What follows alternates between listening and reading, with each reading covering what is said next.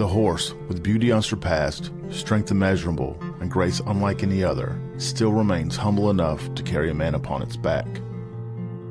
When a service member or first responder takes an oath, he or she has mentally and physically committed themselves with self-sacrifice.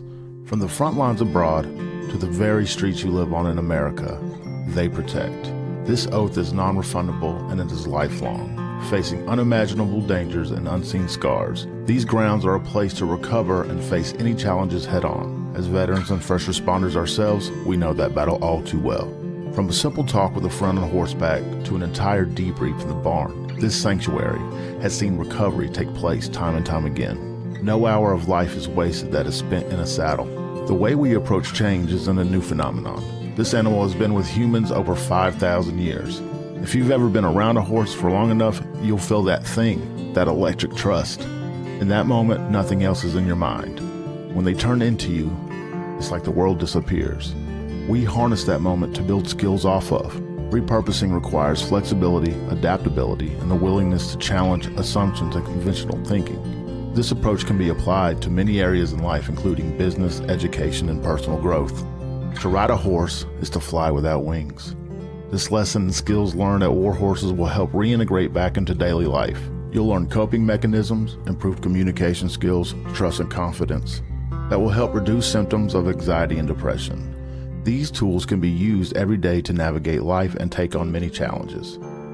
This may involve practicing mindfulness, setting boundaries, improving communication with loved ones. Transitioning back to society is hard on your own. And when you're at war horses, you're family. And families solve problems together.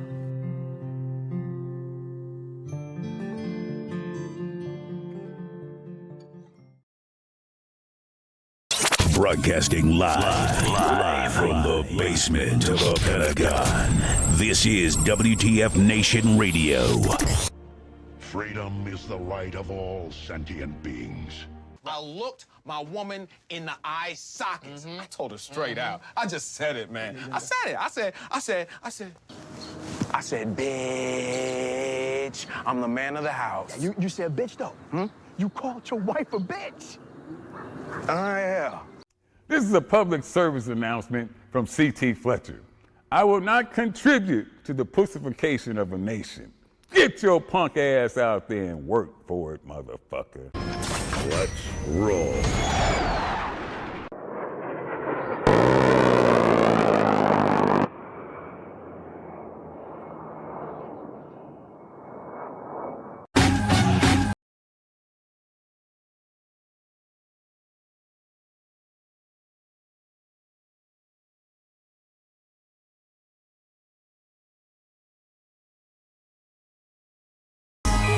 Broadcasting live from the Functional Veteran Center of Excellence on this 13 January 2025. In the year of our WTF started 2025 dumpster fire.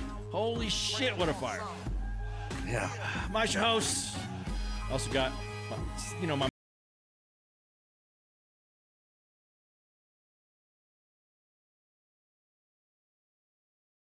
everyone is accusing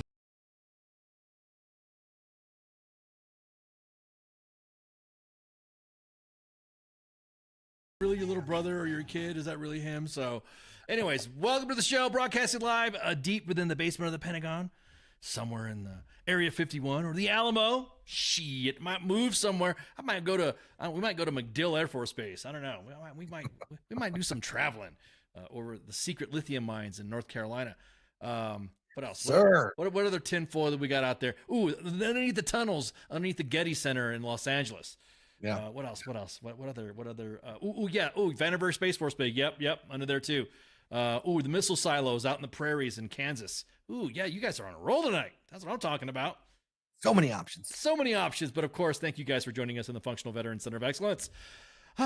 So, real quick, I just want to say that I appreciate everybody sending in for pics and stuff for photos of the week at U.S. Army WTF Moments. We will not post any images of devastation or anything like that. We will post, I think last Saturday, we posted some guys getting a C-130 ready for the modular firefighting thing and then a guy getting ready for a helicopter. So we will post images like that, but I'm not going to exploit the damages and stuff of what all the family members and citizens and residents of Los Angeles. We will not do that. We will show the support.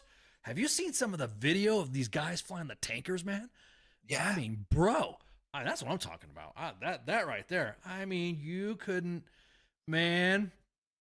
Sorry, man. I'm a former jump master, and anything lower than what I'm seeing there, you ain't. Steel. This guy's got balls of steel. So yeah, exactly that, Pip. No war porn. That's why we have other channels to go on to look at. You guys can go on the web and just find war porn on it, but we're not gonna exploit the residents of Los Angeles, and because due to the fact that that's not our thing. We will, again, for photos of the week, we will support any units that want to highlight what their soldiers are doing, because just seeing what we got, there were some images of soldiers near areas that were burnt down, and we didn't want to post that because we didn't want to inadvertently post something behind the scenes that could have been like a casualty or something like that. So again, that's just a real quick disclaimer. With that, bro, there's some man. Have you seen the devastation so far that's going on? Dude, the Diddy fires of 2025 are wreaking havoc. Now look, man, I'm just gonna say that there is some devastation to the fact to where I can't even fucking believe. No, it's insane. It really is. Yeah, it's like, bro, God, you inexplicable. You can't say. I'm sorry, English is my second language.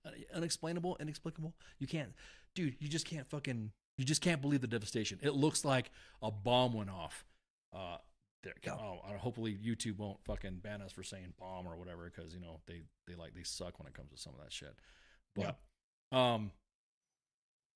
yeah. So again, I'm not going to go into the details of what we've seen so far, what we've got in the inbox, but I will say also, dude, don't fly your freaking drones there, man. Have you seen that? Have you seen those images as well?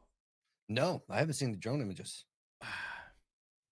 Look, don't show them. I just said no. I'm not going to show the drone images, but I am going to show an FBI. Hang on, let me pull up the. Let me put the screen here, and then let me get this right here. Let me grab it. Let me do a window cap of a Palisades drone collision. Somebody flew a freaking drone, and not only they flew a drone around the area, and one of those super tankers, those. A shout out to the Canadians too, Canada. Yeah, salute. Shout out to them. They had a drone collide with one of them. So right now, let me post that right there. Seeking information, Palisades drone collision. The FBI, and this is from the feds, seeking information that leads to the identity of the UAS pilot whose drone collided with a super scooper tanker conducting suppression operations in California. So probably some 19-year-old kid that's shitting his pants right now because the feds are out. Right, exactly. That's they're like, oh shit. Probably didn't realize they're too close. Or again, there might be.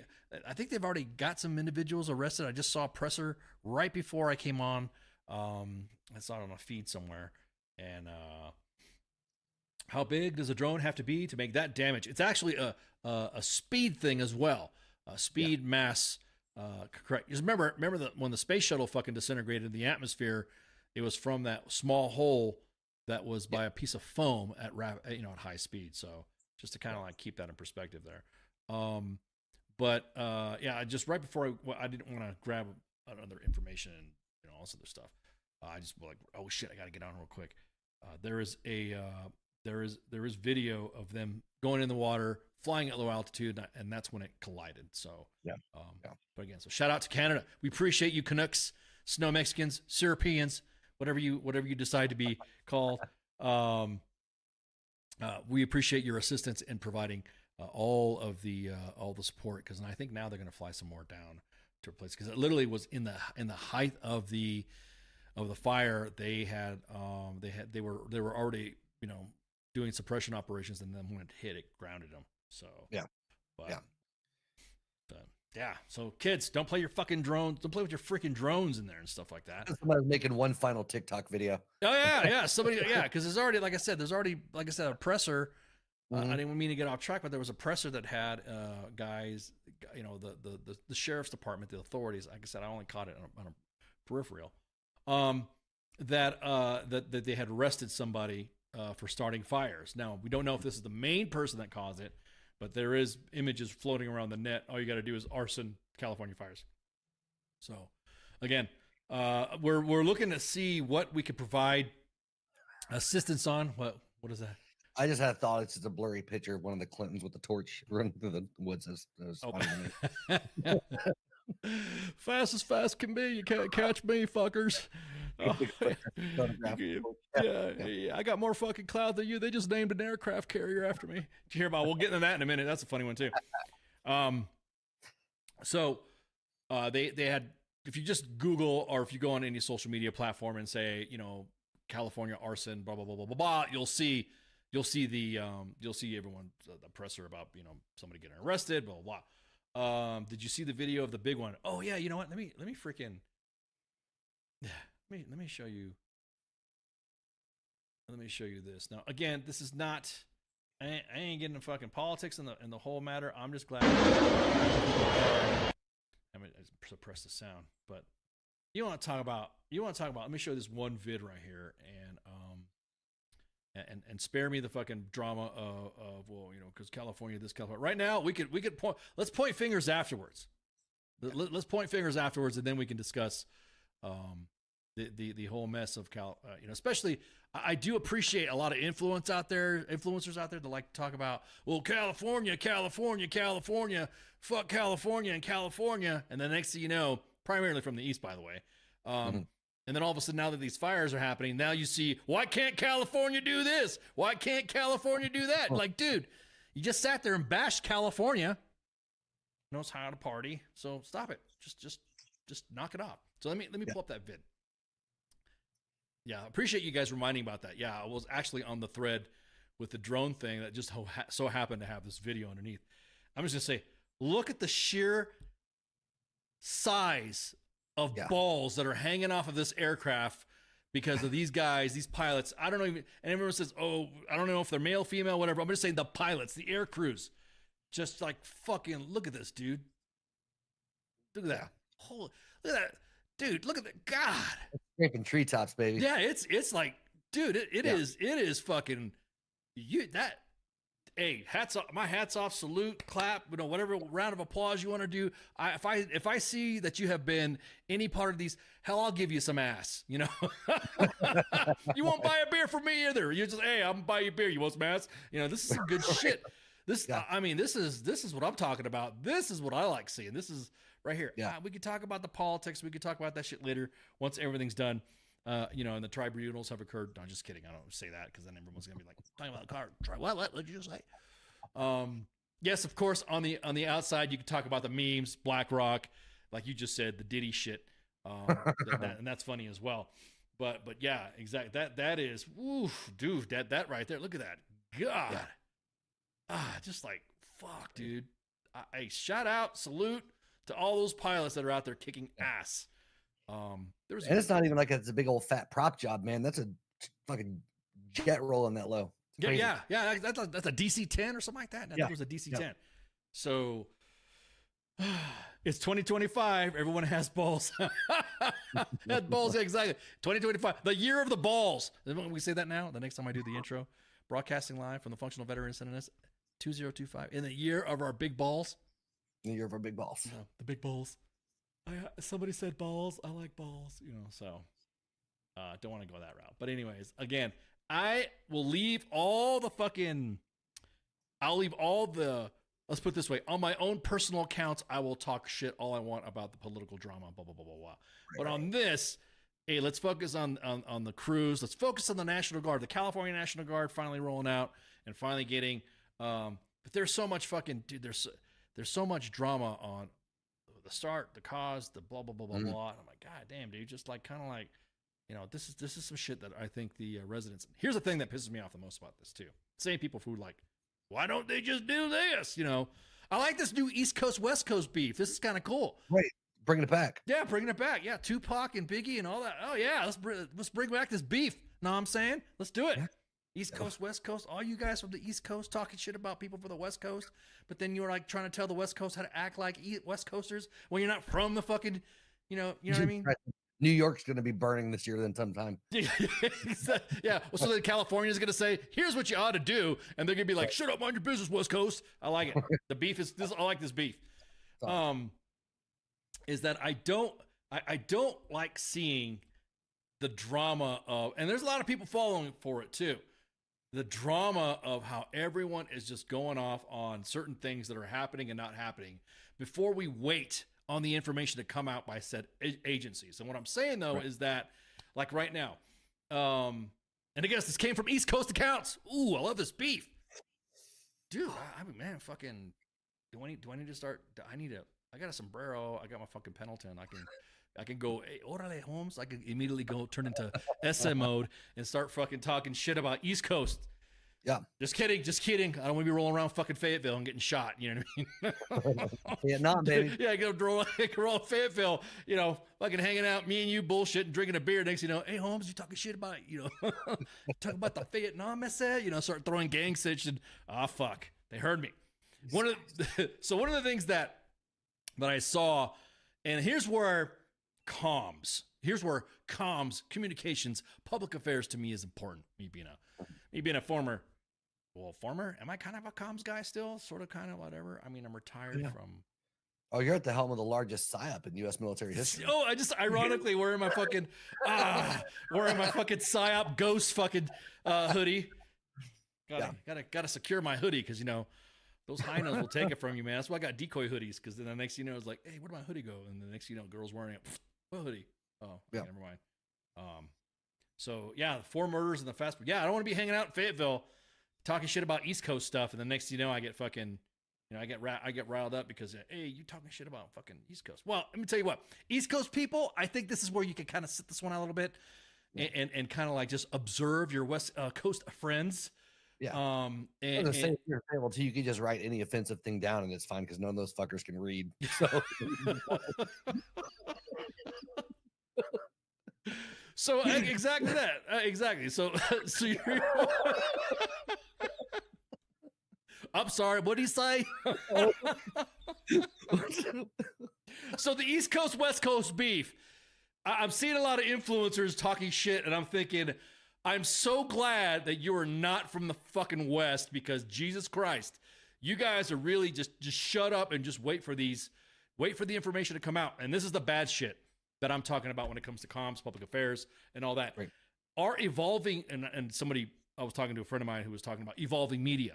And evolving media means it's no longer you got to wait for some shit to come out, some information comes out, and then you package it up and wait for the, you know, Walter Cronkite that, you know, and the next thing you know, you have somebody going, well, here we go, here we have this story here, and blah, blah, blah, blah, blah, and here we're interviewing so-and-so, and blah, blah, blah, blah, blah, and that information's already old. Yeah. That information's already old. And here's the thing that I'm clearing up, because West Coast homies asked me to kind of like, hey, could you post this? Because there's some people that are complete, like you said, that need help reading. West Coast waiting on their 700 like East Coast folks got. Yeah, we'll talk about that in a minute, JJ. And here's all right. So I got friends, I got people that like to, you know, hit up the WTF Nation and know that we do this, and we're assisting in the comms mix up. So here's the thing: public affairs, public information officers, comms people, social media handlers, make sure you get the information out fast, because you got a bunch of, well, why don't they just use fucking salt water and deer? Sorry, that's the way it's kind of like nails on a chalkboard behind me. That's what it sounds like to me. A deer. Well, because everybody's got a phone, so everybody that's in the vicinity is suddenly a frontline reporter and accepting as truth whatever the fuck they spit out. The ones that annoy me are the ones that are sitting in their fucking cars that are like from, like somebody said, from Boone, North Carolina. You have some woman with the Carolina horns hairstyle. Well, I know. Here's what happened, and here's what happened. The big laser hit, and blah blah blah. So, has anyone spotted Tim Kennedy and Kennedy gets photo op on the scene? Oh, the comments. So from some messages, I'm passing a message from the West Coast to the East Coast. Hell, these fat, thick, round fucking lies be running up in the sky so deep, they be crying. So anyways, the rumor was that according to, I don't know, some rando fucking, again, parking in their car, parking in their truck or whatever, saying here's what's happening. California has the most strictest fucking bullshit, whatever. What's up? I'm just laughing. I'm reading the thing ahead of you. But Yeah. So here's what happened. Now, everybody who doesn't know California emission laws, California governmental vehicles have different types of emission exemptions to travel, so to operate on there. In a memorandum of agreement between Oregon State Fire Marshal, California authorities, State of California, Caltrans, I mean, name the gamut of people and all that. They of course, they do checks, but now people are saying, oh, they're delayed because of these emissions. And it's emissions. Now, I'm going to read this statement here from the Oregon State Fire Marshal. Believe it or not, I didn't realize we had a first responder following WTF moments and all that. So I'm going to read this in case you guys are reading this in your car or something like that and you're driving. So clearing up information. Want to clear I'm starting to sound like an East Coaster. Want to clear up some confusion. Let me make y'all aware. A stitch is coming. Y'all dumbasses. Anyways. So I want to clear up confusion about Oregon firefighters and equipment sent to California to help with the wildfires. There is some misinformation that is spreading on social media and from some news outlets that our equipment had to pass emissions tests and our equipment and firefighters and were turned away to be delayed. Now, again, we do have some fucking followers that are in the first responder EMS community that were laughing their asses off. Yeah. When they saw all the fucking truck studio fucking ranchers. Well, here's the reason why. Because California laws are so fucked up that the next thing you know, I really shouldn't be fucking talking shit. Exactly. I'm gonna step off this podcast, walk into Husk Hardware. I heard you were talking shit about us. Shit, get out of the hammer. Yeah. We get run over. There he is. We heard you's a Mexican too. Yeah, exactly. We heard you one of them Latinx peoples. No, for real. No, you guys gave me the white people card. I'm white people now. Yeah, pull my card out. Oh man. I guess I should lay low around the North Carolina area. Yo, was that you wearing the ghost shit? So to be clear, again, of course, and I am again saying again with the Oregon State Fire Marshal, this is false. Firefighters left Oregon mid-morning Wednesday at various locations around the states. The strike teams traveled to Sacramento where they stayed the night. And on Thursday, which is on the 9th of January at 6 a.m., they rolled through routine safety check with CAL FIRE to make sure our engines were mechanically sound. Now, CAL FIRE posted on their social media channels detailing the process. Our strike teams were scheduled to arrive in Southern California on Thursday, so there was no delay in process of travel. Our equipment is held to the highest safety standard to ensure the safety of our firefighters. The equipment also does not regularly travel hundreds of miles at a time. Exactly that. Dude, fire trucks and first responder equipment aren't meant to drive cross country. You know what I mean? Do it in the Hank Hill voice. Well, I'll tell you what, those California guys, they just don't know how to drive. Damn it, Bobby, what's going on with these Cal guys? If their vehicles were if they were made to operate with propane, this would be a bad. So they're not built or designed to travel cross country. So no engine was turned away. They completed the safety check and everybody arrived to begin their shifts on Friday morning. So again, and a shout out, I appreciate you guys sending us this message. You still got me down in North Carolina. Who's these oh yeah, the coach is in there. Yeah. If you guys, some Tony Soprano looking guys start showing up, big Goombas looking dude showing up. Yeah. I'm going to start spreading the rumor that because all of the first responder equipment are required to be electric vehicles in the state of California, they're running delays because of Tesla supercharger stations. Hey, you can't really say it.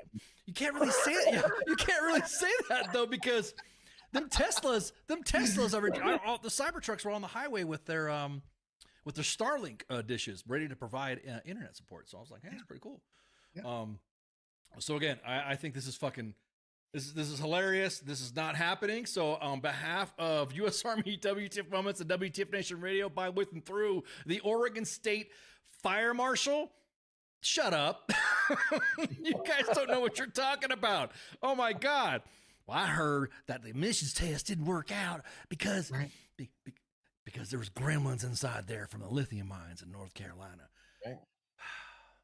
It's all right. So, anywho, God damn it, Bobby. So that Oz, I don't like him. My poor fucking Hank Hill voice. Yeah, don't tell me these trucks are electric. No, stop. We don't know, Corey. Stop. No, Corey. That was on me. That was on me. Sorry. Pump your brakes. People are already gonna freaking like clip a lot of these clip the podcast. I heard WTF Moments and they said that there are EVs. Now they were delayed because they couldn't charge up because of the evacuations. All the charging stations were full. See, I told you. Where's that fucker at? He said he hangs around at Huck's Hardware. Where he at? Oh my God, good Lord have mercy. So again, now the president has said that he is going to have full, all resources, 100%, blah, blah, blah, blah, blah. All aid and assistance going to the residents of Los Angeles that were affected by these fires. Now, I can see you in the chats right there. Now we can talk about West North Carolina. How's your AO looking, man? Because I know you've been off on the show, tending to your local area on the damage there. So what do you have? What do you have to report for Western North Carolina? Mines are in full swing. Kids are being put to work. No, it's to be honest with you. So from what I've been told for a couple of friends of mine that do quite a bit of volunteer work, I mean, there's still a lot of places that are still just absolutely fucked. Still places with water that isn't good. Still places that are still haven't, built back up, that are out in the mountains, roads still washed out. I mean, hell, even the main interstate between here and Tennessee, it's going to be a couple of years before that's back up and running. And that's like through where everybody travels. So, right. Man.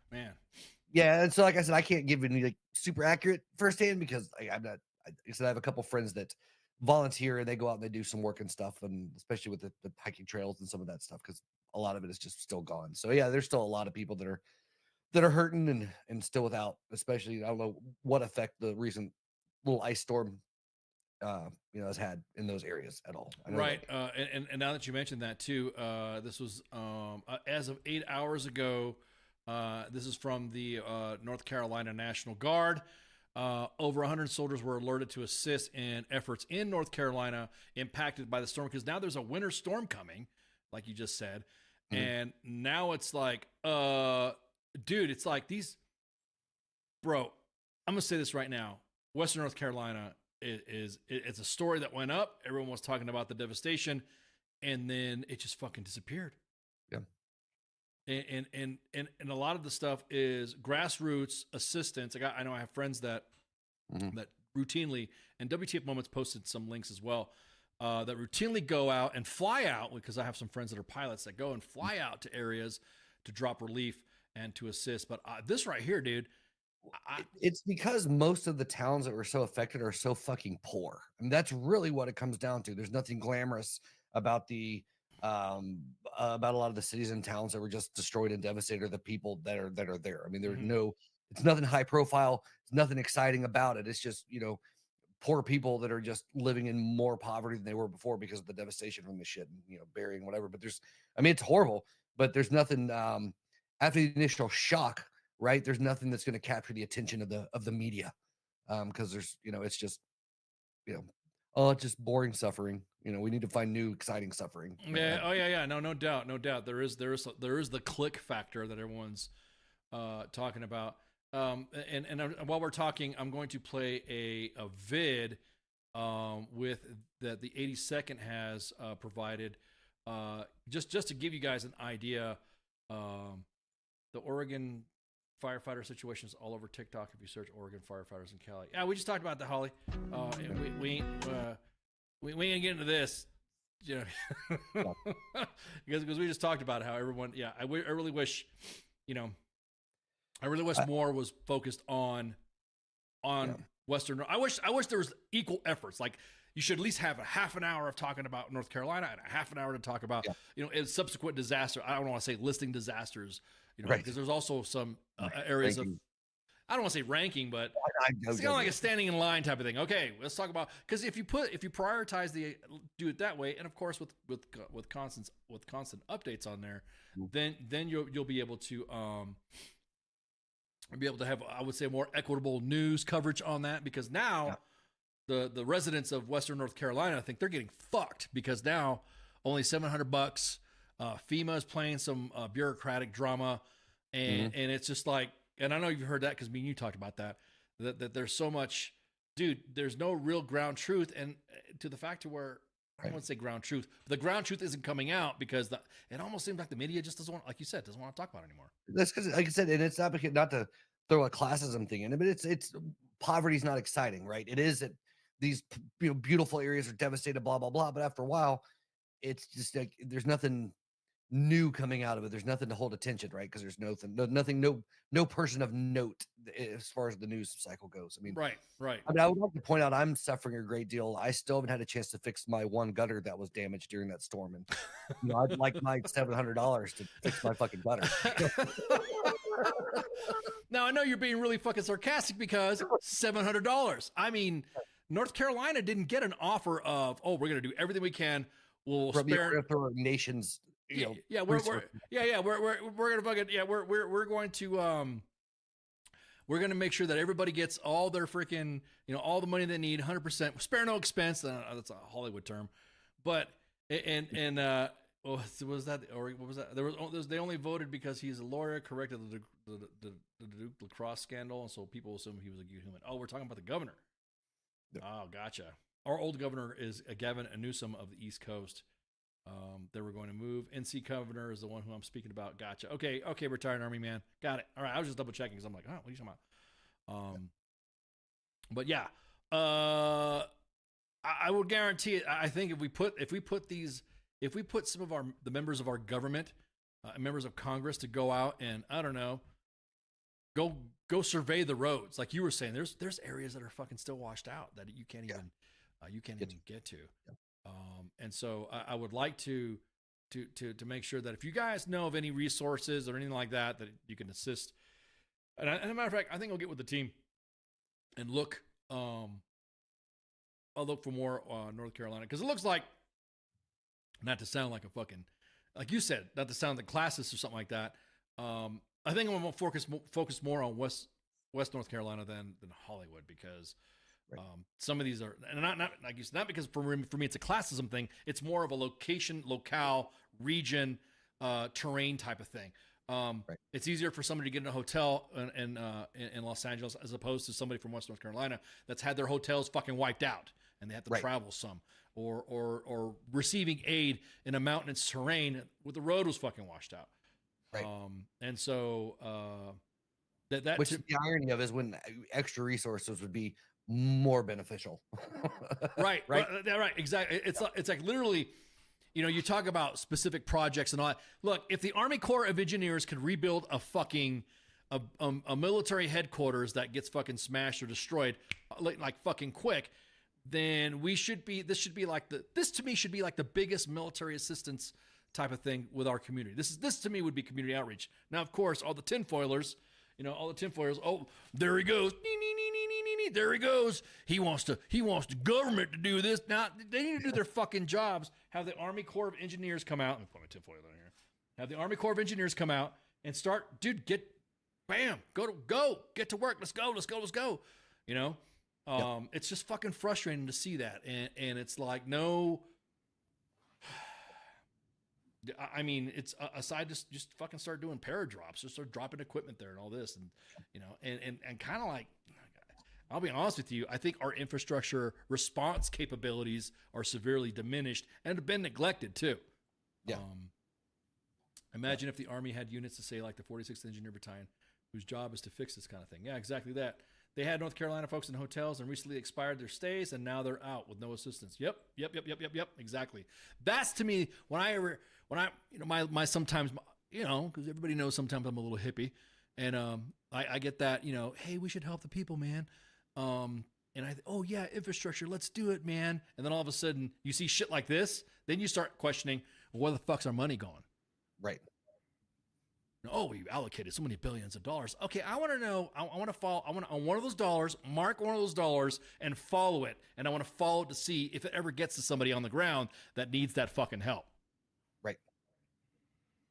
It's frustrating, man. It really is fucking frustrating. So, I mean, you got West North Carolina, man. They need it. They need the fucking help.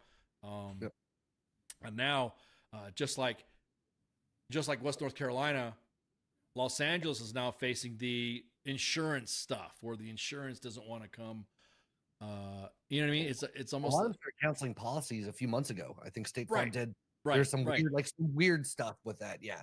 Not to get all, like you said, there's just been a lot of very, very odd coincidences. Well, I'm just saying, okay, there you go. Odd coincidence. I like that. There's an odd coincidence, like Holly says. Coincidize? Yeah, coincidences. Yeah, coincidences. See, now you're really fucking working my English fucking second language. So, like Holly says in the chats, is another coincidence too, is that those FEMA checks in NC ended just in time for Cali. See, like you just said, that causes people to talk. That causes the populace to go. Well, whenever you have a large segment of people that feel like they got dicked over, and then get to see another group of people suddenly, from their perspective, getting way more help and assistance, yeah, that's going to cause some. Right, that's going to cause some tension, and also, I bet if Diddy had a house in North Carolina, they would have come in, they would have rebuilt that. Really right, exactly. Yeah, there'd have been some drama with that too. So you're like, Jesus Christ. Yeah. So again, both situations are fucking dire, but the access to assistance in Los Angeles is a little bit more facilitated with the roads and stuff like that than being in Appalachia, than being, in some of those states closer to Tennessee, like you said, that's just been wiped the fuck out, like literally gone. Like as a matter, like rivers have changed, back directly dead in the middle of some of the regions where people lived. It's just it's fucking sad. Anyhow. And my ex-wife didn't live in any of them. No, dude. Oh, come on. We're not supposed to be talking about ex-wife. Whoa. I'm just making a joke. I'm just saying. We start talking about ex-wives, and next, all 18 of mine are going to hit me up and go, "What are you talking about me?" I don't want to go into that. Let's not go into that. Everybody. I still have years, Dad. I got to catch up. I only have 3, so Yeah. I'm catch up with you one day. Well, being a divorce enthusiast, man, you gotta. I'm glad we got counsel coming up in the segment pretty soon, so that way he can give us some tips and tricks. Yeah, exactly that. So give us some tips. So, anyways, we're gonna go ahead and take a break while we go ahead and get set up. And with that, we have Carl and Michael coming on, and we're gonna tell you guys. We're gonna tell you a story real quick about a situation that I think a lot of people don't realize is happening currently in the military with the medical board system. And I just think that this needs to be brought, to everybody's attention. So let me get set up. Let me get the music going, and we'll be right back. So shots. See you. WTF Nation Radio. WTF Nation Radio. Take it from me, Ice. You can't just float around space not caring about stuff forever. The voice of U.S. Army. WTF Moments. This is WTF Nation Radio. Shit in the bag, Pogue. What is this Facebook Live? I've never heard of this shit.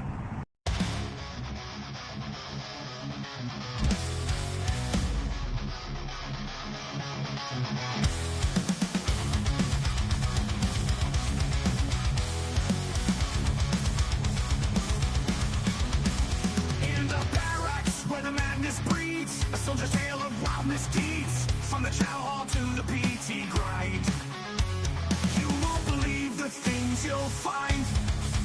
Drill sergeant's rage, a fiery storm. Private tensions far from the norm in the shadows where the secrets lie. Army WTF you can't deny. Army of the stories unfold. In the heart of the chaos the truth is told. From the field to the base the legends grow. Army of the force, the madness we know. A Humvee stuck in the mud so deep. A midnight rain, no time for sleep. It moves straight like golden hand. The strangest sights in this foreign land. Drill sergeants rage, a fiery storm. Private antics far from the norm in the shadows where the secrets lie. Army WTF you can't deny. Army WTF, the stories unfold. In the heart of the chaos the truth is told. From the field to the base the legends grow. Army WTF, the force, the madness we know.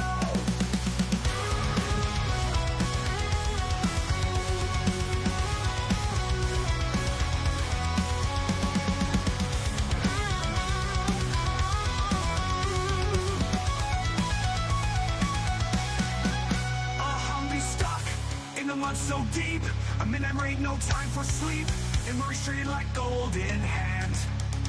The strangest sights in this foreign land. Drill sergeants rage, a fiery storm. Private antics far from the norm in the shadows where the secrets lie. Army WTF you can't deny. Army WTF, the stories unfold. In the heart of the chaos the truth is told. From the field to the base the legends grow. Army WTF, the force, the madness we know. In the ranks where the wild things roam. Every soldier's got a tale of their own. From the absurd to the downright strange.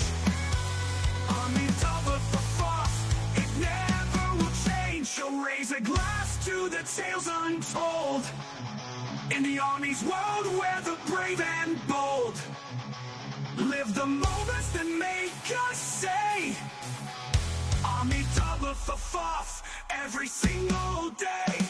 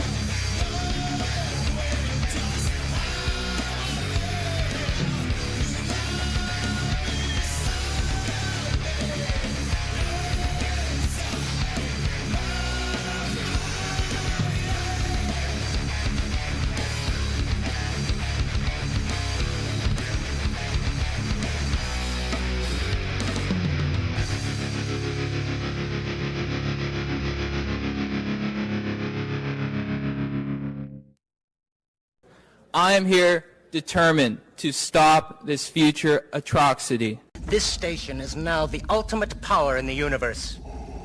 I suggest we use it. The voice of U.S. Army, WTF Moments. This is WTF Nation Radio. I find your lack of faith disturbing. Everything stated on WTF Nation Radio is to be considered the opinion of the person that stated it, and not an official representation of WTF Nation Radio or U.S. Army WTF Moments. Price does not include tax, title, or license. Some assembly required. Each item sold separately. Batteries not included. Objects in mirror are closer than they appear. If conditions persist, contact a physician. Individual results may vary. Keep out of the reach of children. Avoid prolonged exposure to direct sunlight. Keep in a cool, dark place. And please enjoy the show. Shots. And we're back. No music playing here because I don't want any copyright infringements and drama like this for this story right here. But I want to introduce you guys to our guest, Carl Wheless, and he's bringing some counselor guy, Michael Silver. What was it, Silver something? Anyways, I'm just kidding. Anyways, I appreciate you guys coming on. And Carl, first tell us, give us your background a little bit, your military background. Okay. Well, first, 1983, I joined the Marine Corps Reserve. Within less than a year of going to college, I was like, fuck this shit. I went active duty and served in the Marine Corps until 93. Reduction of forces caught me up there. Got out, was like, I'm never coming back in the military ever again. And then 9/11 happened, and I was like, I got unfinished business. It was a long trip just to get back in the military, a lot of red tape to fight. Got back in, joined the Texas Army National Guard, deployed to Iraq, did a tour, came back. While I was on that tour, they asked for volunteers who were reserve component who wanted to go regular Army. Raised my hand, did that. Ended up at 369 at Fort Stewart, where I met the other gentleman who's our guest, was my battalion commander. And we deployed to Ramadi.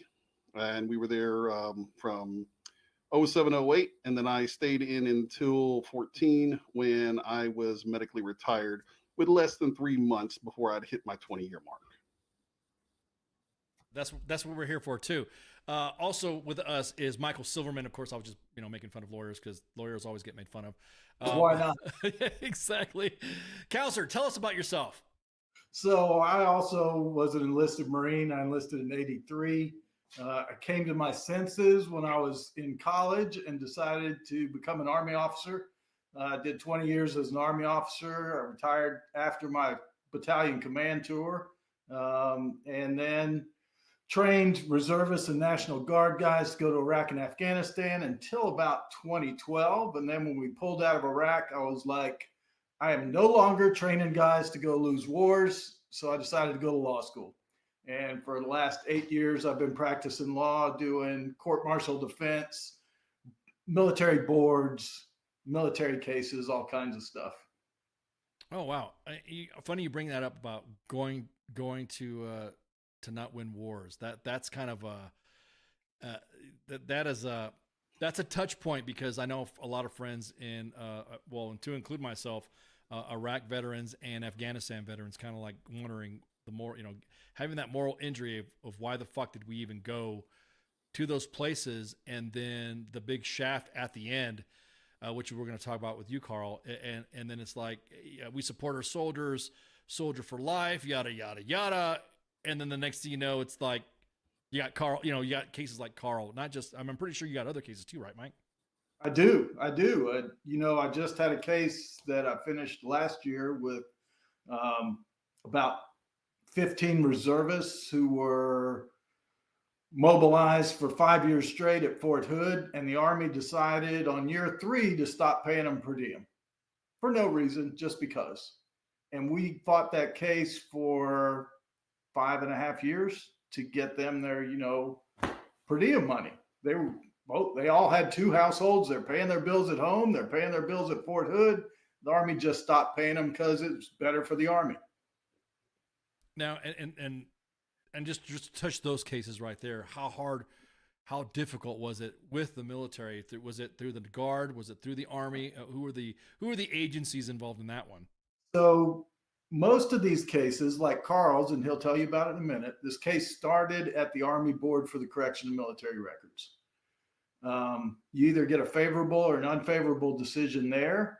And then if you don't like the decision, there's only one court you can go to. It's called the Court of Federal Claims. and it's kind of all they do is cases where people are suing the federal government. So they kind of know what they're doing.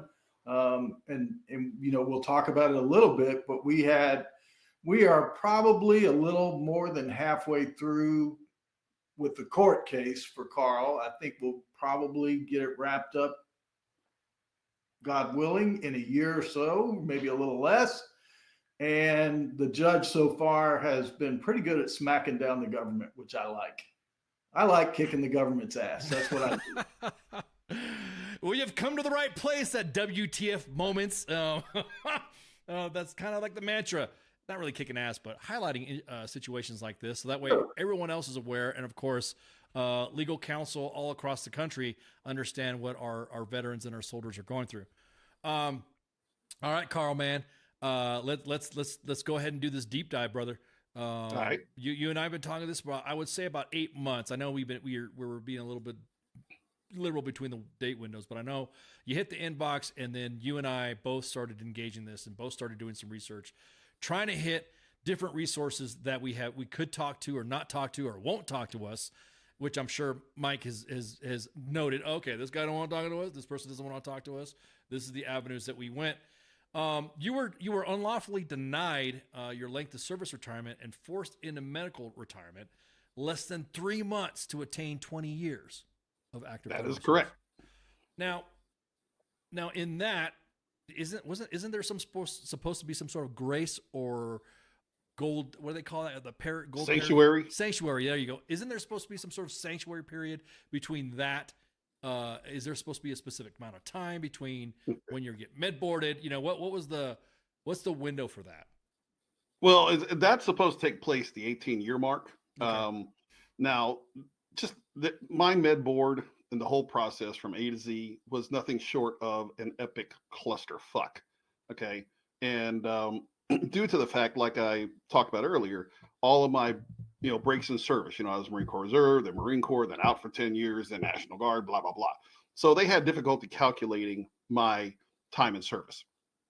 And so the things they were supposed to do by regulation, if you have more than X number of years in and you're in the med board process, they are supposed to counsel you. It's supposed to be part of the routine to say, hey, you've got this number of years in, and they're supposed to tell you about what's called continuation on active duty COAD. And they are supposed to make sure they get that in writing, that it's offered to you, or you get the opportunity to turn that down.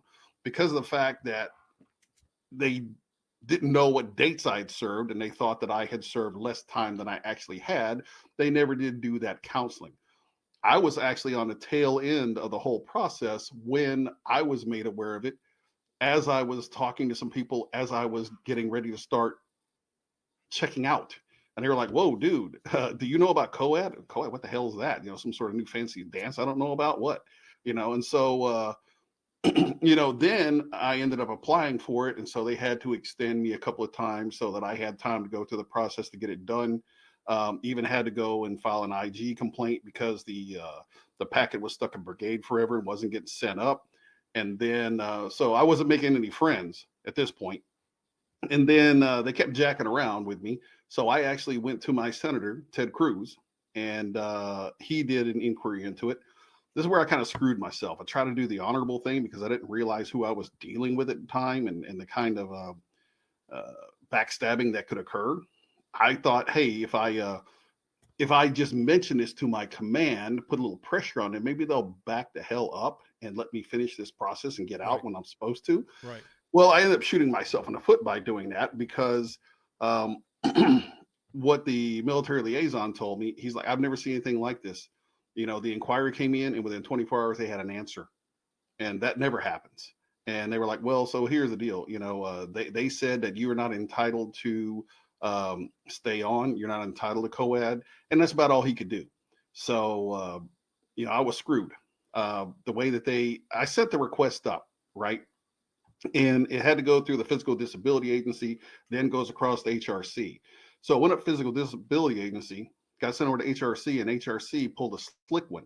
Instead of ruling on it and making a decision whether, yes, you can go on COAD or no, you cannot, they instead returned it with no action. And what they stated is I was not qualified by regulation to even request COAD. And what they were hanging their hat on is in the regulation, it says that if you are going to be a threat to yourself or others, you are not you're not qualified to request COAD. Nowhere in any of my paperwork did it say I was a threat to myself or others. Yeah, I remember going over your documents with you, and I didn't see it either. So yeah, let me jump in here for a second. Go it's ahead. worse than that. So the company commander at the time was some boneheaded combat engineer captain, who I assume, was like a history major like me. He didn't know anything. And to clarify, I was on rear D at the time, so this was. He's the one who said, "Oh, he's a threat." Every medical provider that looked at Carl's records said he is not, specifically said he's not a threat to himself or others. Everyone. So we got one engineer captain who says he is. We got every medical provider who says he's not, and HRC decides to hang their hat with the engineer captain. Well, hey, that's another thing too. Me and Carl were talking about in private conversations is that this is an example of the behavioral health system, Army Med behavioral health being weaponized on somebody to make it go away, to make the because then it falls under different, like you were saying, Carl, it falls under different. Oh, okay, this is a different route that it can go now. Because now he's considered a behavioral health issue when clearly it was not the case. There's clearly no doctor's write up. There was clearly nothing from any medical authority that said he was. And this is where at the commander's discretion bullshit I can't stand. It's the commander's discretion. And Carl, if you could tell everybody what it was you were going to stay in the Army to do. Well, I was going to go on leave. That's it. I had enough leave, and I had enough, and the traditional transition TDY you get when you get out, right? Right. So I had, I don't remember the exact number. I had like 55 days, 58 days leave on the books. Okay. I had less time than that with the TDY factored in until I would have hit the 20 years. Right. So I was like at the freaking finish line, and they basically freaking tripped me before I could cross the line. Well, not to mention the fact when you're going under a medical evaluation, permissive TDY and leave have to be taken concurrently. It cannot be separated it can't be separated like a standard retirement. Right. And that's what a lot of the audience, they asked me too, what's the difference? It's leave, is it not leave? And like, well, for a medical board, for a med board, everything's compacted. The IDES system compacts everything, and everything's on a let's go timeline. And if you don't hit those milestones, then the system stops. And then once it gets picked up or fixed, it continues. Because somebody was asking in the chats about what about the leave stuff. You had enough leave on the books, so the Army had approved your request already, and then you would have been placed on permissive TDY terminal leave to serve out the last few weeks, and then.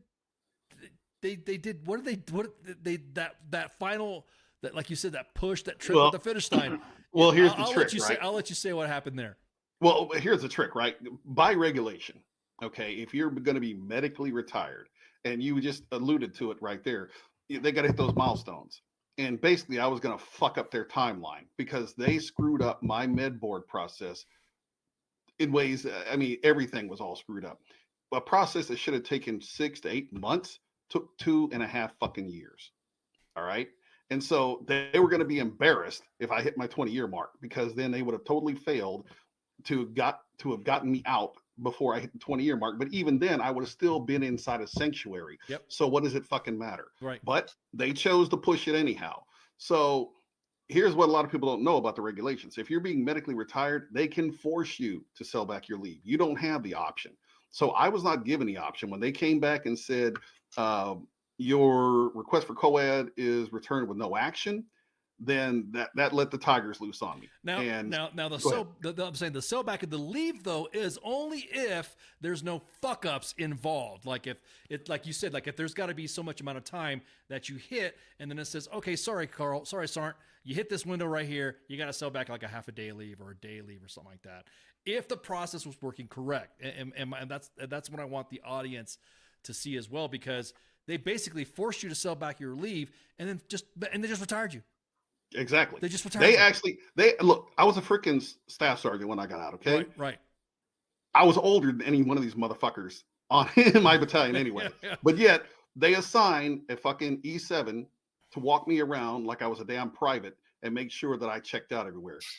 Looking back on it, they were probably afraid that I was going to go AWOL or something for 30 days, in which case I would have hit my 20-year mark. And what were they going to do? You know, kick me out, then I still would have retired at the highest rank held. So it wouldn't have made a fucking difference anyway. Exactly. For those of you that don't know, the rank held that you had when you're medically retired by U.S. Code, U.S. Code 10, you keep the rank that you retired at only if you're medically retired. So you got a lot of people that, well, did he go through this course? Did he go through that course? Well, the law dictates that if you're going through a med board, the rank that you retired at, regardless if you have hit ADOS or what are you calling that? What's that time? IDES, yeah, whatever IDES timeline that you hit, and then the time and service requirements are I wouldn't say waived, but because you were medically retired, law has you retiring at that rank. So I just want everybody to make sure that then you didn't serve at that rank. It doesn't fall into the high 3 stuff. It's bam, the rank you're being medically retired at is what you're getting retired out. So then at that point you're medically retired. You're like asking what the hell's going on. Did anybody respond to you? Anybody? And this organization, you said it was 369 Armor. Where was that? Where's that unit assigned to? That's a 3rd ID, 1st Brigade, 3rd ID, Fort Stewart. I know how much you love them. So they've been hitting the inbox lately. But and I was there forever. I mean, I got there in January of 06 until I medically retired. And so I was the longest serving member of the battalion and the oldest fucker in the battalion. But yet they decided to give me the middle finger and boot me out the door, after, combat deployment and all the other things that I did while I was there. So it's just ridiculous the way that, backstab somebody who served you, faithfully for years, honorably, and with the combat for you, and to treat you like that. It's just outrageous. Now, mind you, on the VA side of the house, how are they on the VA side of the house? Because, for people who don't know, a medical board process is a concurrent running item between the military and the VA. How is the VA on that aspect? The VA seemed to be doing their job properly. It's just the Army was, screwing up getting them the paperwork that they needed. Plus, I had, buttloads of claims. Right. And I had a lot of, physical things going on, and they had to go evaluate all this stuff and get all the documentation done. I ended up medically retired at 90%, which, I even had a issue with that because one of the disabilities that I had, they only rated at 30, which clearly should have been 70. But I had one of the doctors look me in the face and literally say, "Oh, wow, I didn't know you were going to." No, I'm not going to do that. He literally didn't want to. You have the option while you're going through the board to question whatever disabilities you get.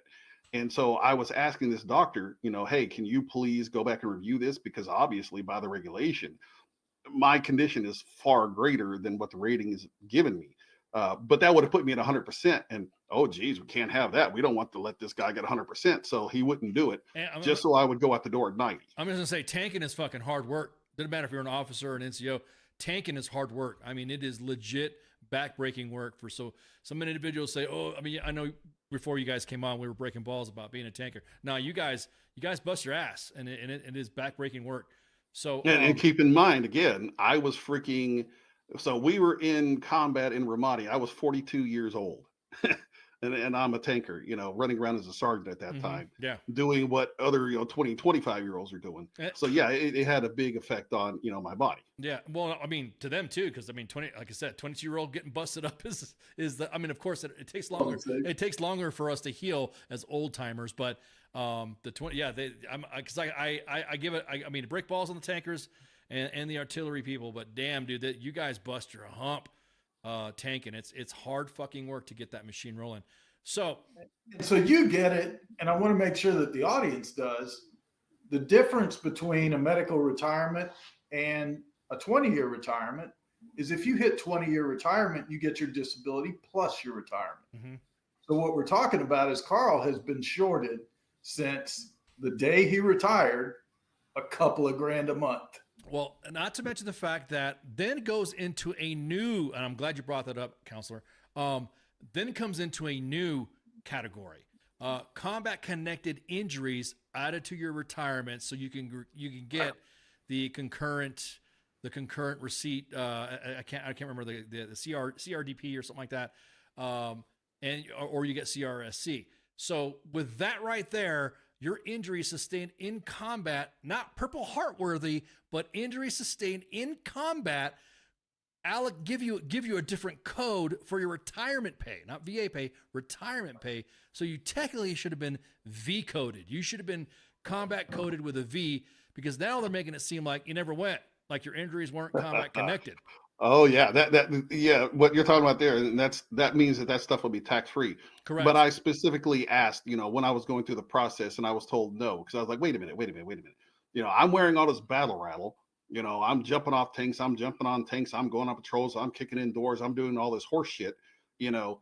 So why doesn't that count as combat related? And they're like, well, because everybody had to wear, battle rattle. No. And I'm like, so wait a minute. Yeah. So you're telling me that, this guy over here, had to wear a battle rattle while he was walking around the fob to go over to green beans, right? That's the same as what I was fucking doing?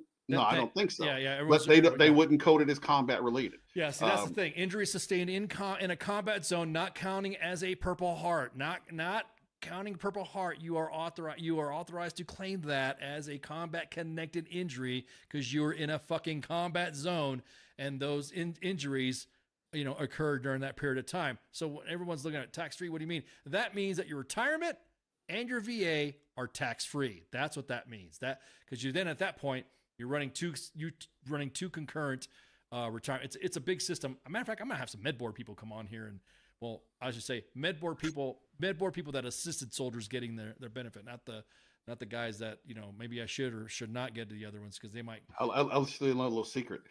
Back when the IDES was a pilot program, and back in 2009, when I was stuck on Rear D for the first time, I got assigned to running our battalion's IDES program.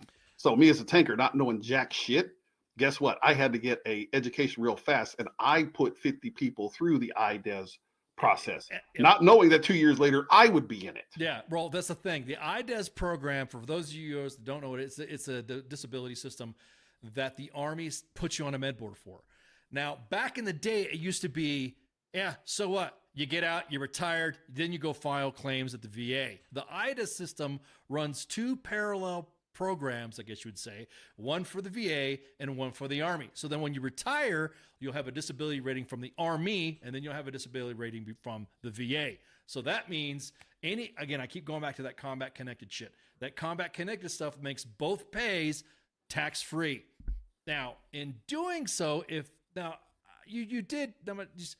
you had the Deputy Assistant Secretary of the Army, there was a board conflict. Can you explain what happened between the board's recommendation? I mean, just pretty much what was up?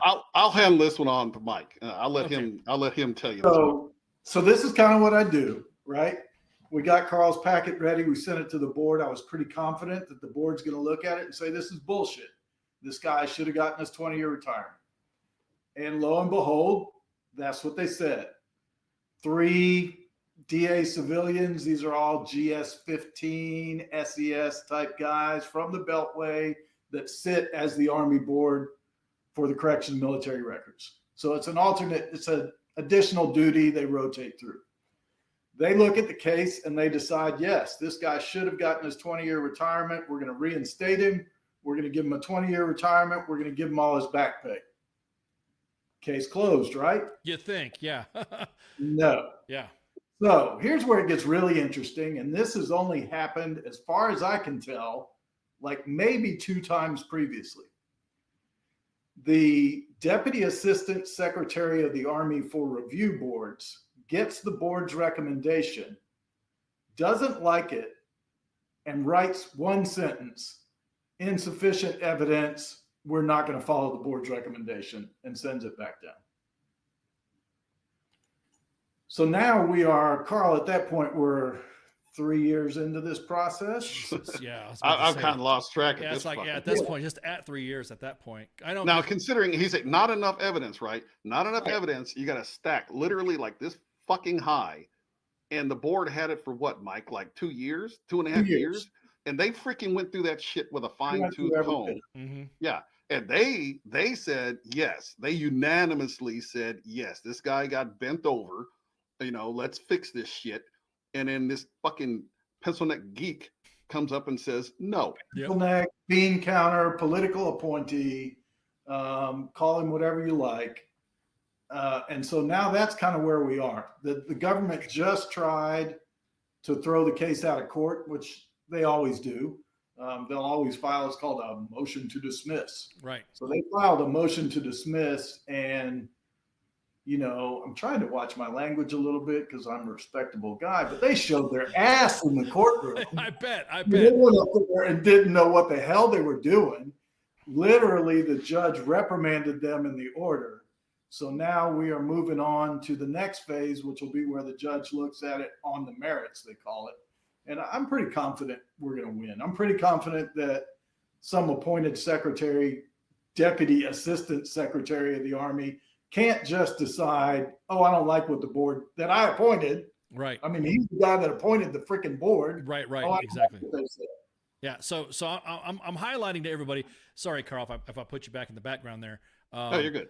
So here's the order, right? Isn't that what the claim says? The procedural background, and I'm looking at your case document that has Doc 11 order denying MTD. That's it. That's it. Yeah. Because that's the one. So if you guys go into Carl Wheless's Facebook pages, Twitter, Instagram, social, and you name your social, Carl's got it out there, man. You guys will be able to see that his the document is there, and he's dropped the Google link again. I mean, these are some of the documents that me and Carl were going over during this time.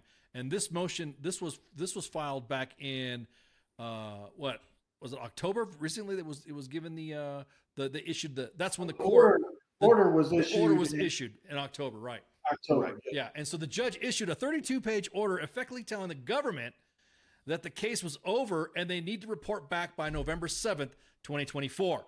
And then on how they wish to proceed, not another denial, not another motion, not anything else. It is, how are you guys going to unfuck this? I'll say that.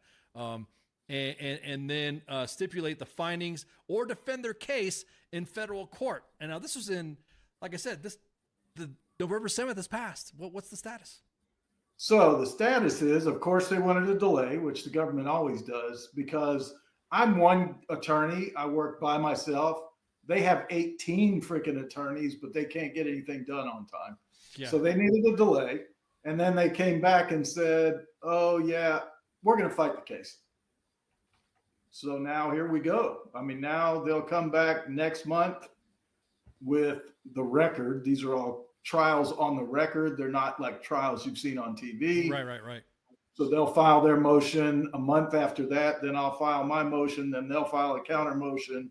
And hopefully by this summer, we'll be at oral argument again, where I'll go up to DC and we'll kick their teeth in. And so just to kind of encapsulate this, that the government lawyer working with the U.S. Army's legal personnel team, pretty much you stonewalled Carl and you an additional 30 days, and it was supposedly to get approval from the Department of the Army to stipulate the findings in the judge's order, which was denied. So, like, why are we going back? Why are we going back to this now? Meanwhile, the Army all of a sudden produced a document. What was this document that was produced that all of a sudden came out? What was that? What was that document? Well, here's the trick, and maybe Mike will talk about that. But here's the deal, right? So from the time when they first came back and said, I got my notification letter and I opened it up, and I started reading it, and I was like, woohoo! Yeah, they unanimous. Woo! Right. What the hell? Board? No, he doesn't agree. So you won, but fuck you. Yeah, exactly. That's what the fuck. Yeah. And exactly. Then, so they kept saying not enough evidence, not sufficient information, or whatever the fuck they want to give the excuse, right? But they never produced anything. They never told us what was the reason. Why were we not allowed to have what the board said? And so after that, we went to my congressman. So at first, remember, we went to my senator back when I was still in. Right. Now we went to my congressman, Chip Roy, and he did an inquiry, and they pulled the same fucking game, told him some lie, but this time the lie they told didn't match the first lie.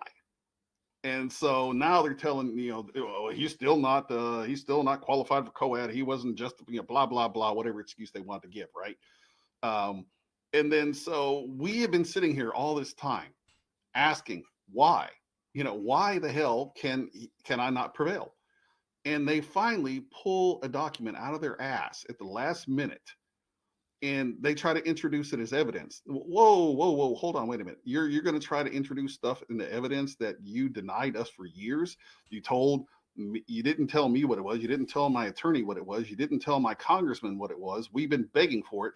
You just got your ass spanked by a federal judge, and you still didn't provide the document. And now at the last minute, you're going to pull it out? Yeah, and which the judge said, hey, the case is over. What's your fucking way ahead, in a sense? Hey, where do we go from here? This is not an excuse for you to hey, can I stay up and eat some more snacks? No, dude, your snacks are done. This is it. Right. It's like you've wasted your case, because now what you're doing is reintroducing another process to an already heavily bureaucratic system. And see, that's a lot of things that I want the audience to understand. The med board system, when there's fighting back and forth, it's fucked over so many fucking soldiers, and has actually erroneously placed the behavioral health tag on them when it didn't exist, because the document was cherry picking comments from whatever, out of context, directly from, and this is what pisses me off too, directly from session notes between you and your mental health provider. That is correct. They literally fucking weaponized your sessions to cherry pick this, so that way they didn't lose a case already fucking lost when the judge said, I want you guys to give me your fucking way ahead. Well, here's the trick, right? Okay, so this document didn't exist before the board did their job. Right. The board came back and said unanimously. Let me jump in here for a second. Yeah, go ahead. Here's how it normally works. So these things are called advisory opinions. And the way it normally works is a board is allowed to ask a Department of the Army entity to give them an opinion on the case. Right. It's, in my experience, 100% of the time, the board asks for an advisory opinion. They get it. They'll almost always follow it. In this case, the board did not ask for an advisory opinion. They didn't think they needed one. And so when the board packet that recommended that Carl be reinstated, given a 20-year retirement, and given his back pay, went forward to the Deputy Assistant Secretary of the Army for review boards, he decided to get his doc that works for him to do an advisory opinion. That's some fucking shady shit. She's a doctor, mind you, but she is also that is some master's of public health, an MPA. God. Dude. So she's never seen a freaking patient in her life. And that's something, yeah, exactly that, counselor, because this is what pisses me off. This is exactly why soldiers and veterans do not trust the military behavioral health system. For a little, and think about this. Think about look at that. We're going on fucking 3 years now? We're going on 3 fucking years of legal back and forth. And I know you lawyers like to charge some money. So it would have cost the government less to fucking just grant fucking Carl's benefits than to go back and fight this case back and forth. Because if it wasn't bad enough, they went back to an unsubstantiated allegation of a supposed event that happened a year after Carl retired. He retired. Yes. Because I was reviewing the doc. I mean, Carl, when I was doing homework too. So I was like, dude, get your ass on the fucking podcast, because this is some bullshit, dude. At this point, it literally is weaponizing. So, and we talk about this all the time. We talk about the stigma. We talk about, fuck you. Look at the current events that just happened with the Cybertruck bomber. All that shit. Weaponizing fucking behavioral health, looking at the situation. Yeah, you could go into argument, whatever. But the situation is that they weaponized your health records and cited unsubstantiated documents after you were already honorably discharged. Outrageous isn't the fucking term that you were talking, Carl. It's not outrageous, brother. It is infuriating, man. Here's the thing, and I want everybody out there who's a veteran to hear this. The government has nothing better to do than to fight you. They don't give a rat's ass about you, and they will spend millions of dollars fighting you. Why? Because it's not their money. They don't care. They don't care if they put 1,000 man hours into this case and lose, which is what's going to happen. They're going to put hundreds of man hours in this case. They're going to lose and pay Carl Now, and it's our tax money they're wasting. The tax money is, but it's like I said, it's funny is that it's tax money that they wasted already on top of the cost that they owe Carl. And this is what blows my fucking mind. Hey, a lot of it, believe it or not, I mean, looking at going through some of your stuff, Carl, and in conversations with you, this was a fucking clear case. Yep, GAMPS, rubber stamp, go, pass, benefits, blah, blah, blah. Make sure you That's what the board thought. Yeah, exactly. Hey, make sure you move to a state where they don't charge your military retirement state taxes. Other than that, have a great life. God bless Texas, yada, yada, yada. Yeah. And then now the more I look, I'm like, I'm wondering where is like, who is it? I mean, I don't want to sound. Who did I piss off? Yeah, exactly. I don't want to fucking throw some tinfoil here, but who is the stopping block in all this, and where is the bureaucratic bullshit? Because now, doing the math with you, I mean, come on, you got two retired, old guys here trying to do math together. We're already got TBI as it is, but that's like almost $350,000 of fucking back pay they owe you now. Something around that general ballpark. Yeah, and it increases every time. And it's funny, your retirement cost of back pay is almost as equal to the cost it is to do this case with legal fees and all that. Right. But see, now here's the truly insidious part of all this, right? Now you got to go back and look at the human factor. And this is what they don't see. They just see a legal case that they want to fight and win. They don't see what I'm going through. They don't see that I'm tapped out. I have freaking maxed out credit cards. I've maxed out loans. I'm up to here, man. And it's a new year. And I've got to come up with new insurance premiums. I've got to come up with new co-pays. And this is not like, hey, every 6 months I might go to a doctor and get a hangnail taken care of. No, I've got 2 special needs kids, and they require a lot of care. And until I hit my catastrophic cap of $4,000, that comes, I have to pay my co-pays on top of everything else, plus just the cost of living, et cetera, et cetera, et cetera. And this is how they try to get you. They bury your ass because they know they can drag. What do they fucking care? Right. Like Mike said, it's not their money, and they don't give a damn, but they spend their whole 20-year career fighting this fucking case. Whereas me, I'm sitting back here struggling, trying to keep going, trying to keep my head above water. And then you add to all that, Mike's only going to get reimbursed a tiny fraction of the work he's put into this by the government. So that leaves me stuck with the remainder. Then, because this is now piled up so high, $300,000, you'd think, woo, I won the lottery. Well, no, that doesn't quite work because this is back pay. So now we've got to go back and amend my taxes all the way back to 2014. My family has been on SSI. So now Social Security is going to come back and say, oh, you were over the fucking income threshold. Yeah. Now you got to pay back all that fucking money that you got. Yeah, exactly. And I've got to probably have to hire a goddamn tax attorney to help me do all this shit. So guess what? I did not one motherfucking thing wrong. I served my country. I did what I was supposed to do. I followed the rules. Now I'm being denied this money all this time, putting me and my family through all this pain and suffering. And then you add to it, once they finally hand me my money, and I'm not saying this in any bad way because everybody who's going to be assisting me in this is going to work their ass off to earn this money, so they deserve to get paid, but everybody's going to have their hand in my pocket. So I'm going to end up probably losing, after taxes and everything else, I'll probably barely have enough left to pay off my debts. So why should I fucking have to pay all this money and be fined and taxed for nothing? Because I didn't do anything wrong, but the government wanted to play fuck games. Right. Counselor, is there any way that because he should have been given that money tax-free with the combat connected codes, should that be exempt? Like, should he get that money back tax-free, or is it? Well, I'm not a tax guy. I think the answer to that question is yes. But let me throw this out there for everybody watching. Here's what the law is right now. If the government screws you, service member, out of your money for 10 years and you go and win it, guess how much interest you're allowed to get? I think I'm about to say zero. It's like zero. Yeah, it's zero. You can't have a penny of interest. If I sue anybody else in the country and they kept my money for 10 years, I'm getting statutory interest. Right. And depending on how it's awarded too, right? In a room talking to your congressman. Right. About that. Yeah, well, see, that's the thing. The statutory interest, and I'm glad you brought that up.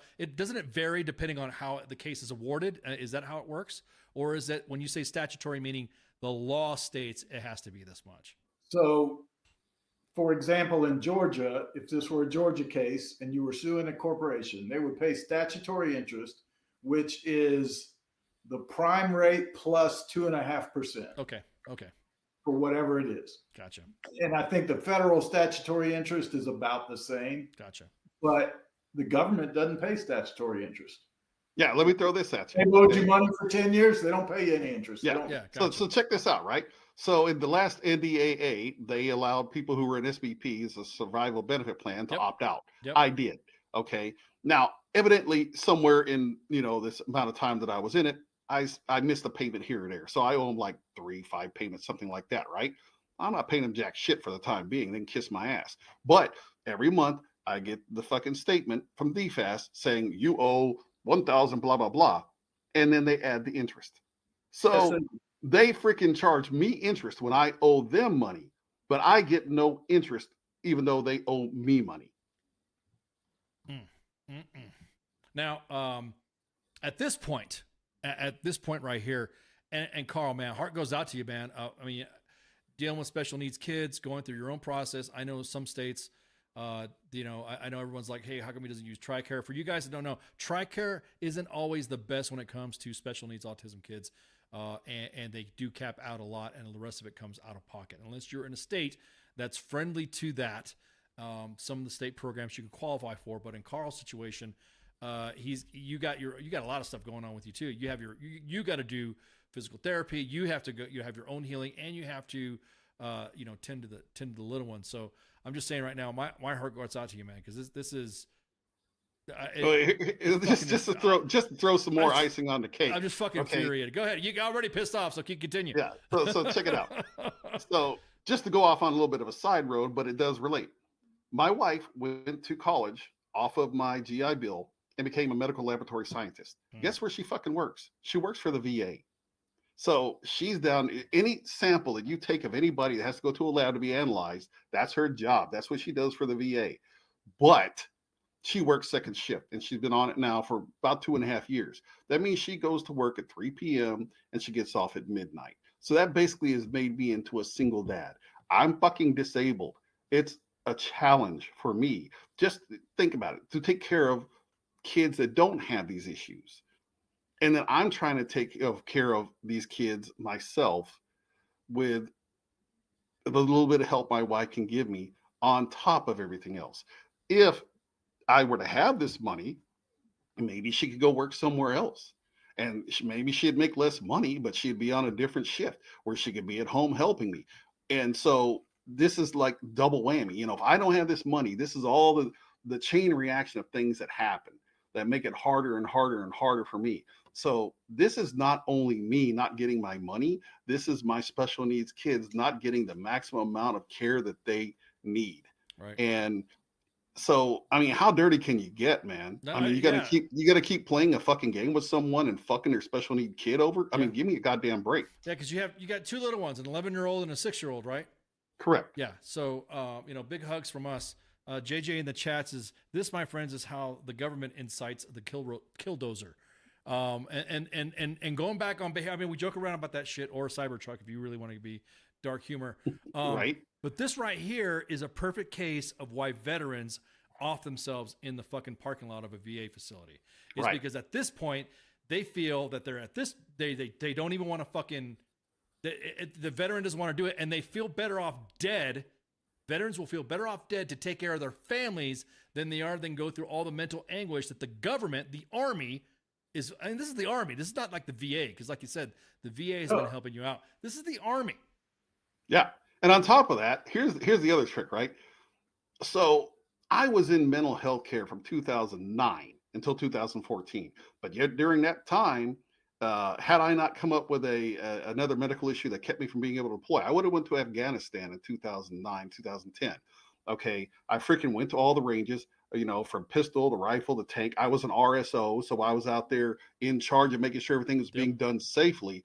But all of a sudden now I'm a fucking threat. Well, here it is, motherfucking 2025, and I'm still alive. There's your goddamn proof that they're idiots. And on top of that, I'm licensed to carry in Texas and have been for a while. Texas didn't have a problem with that. And I worked on a presidential campaign last year, and I had to go through some deep ass fucking background checks to be part of that.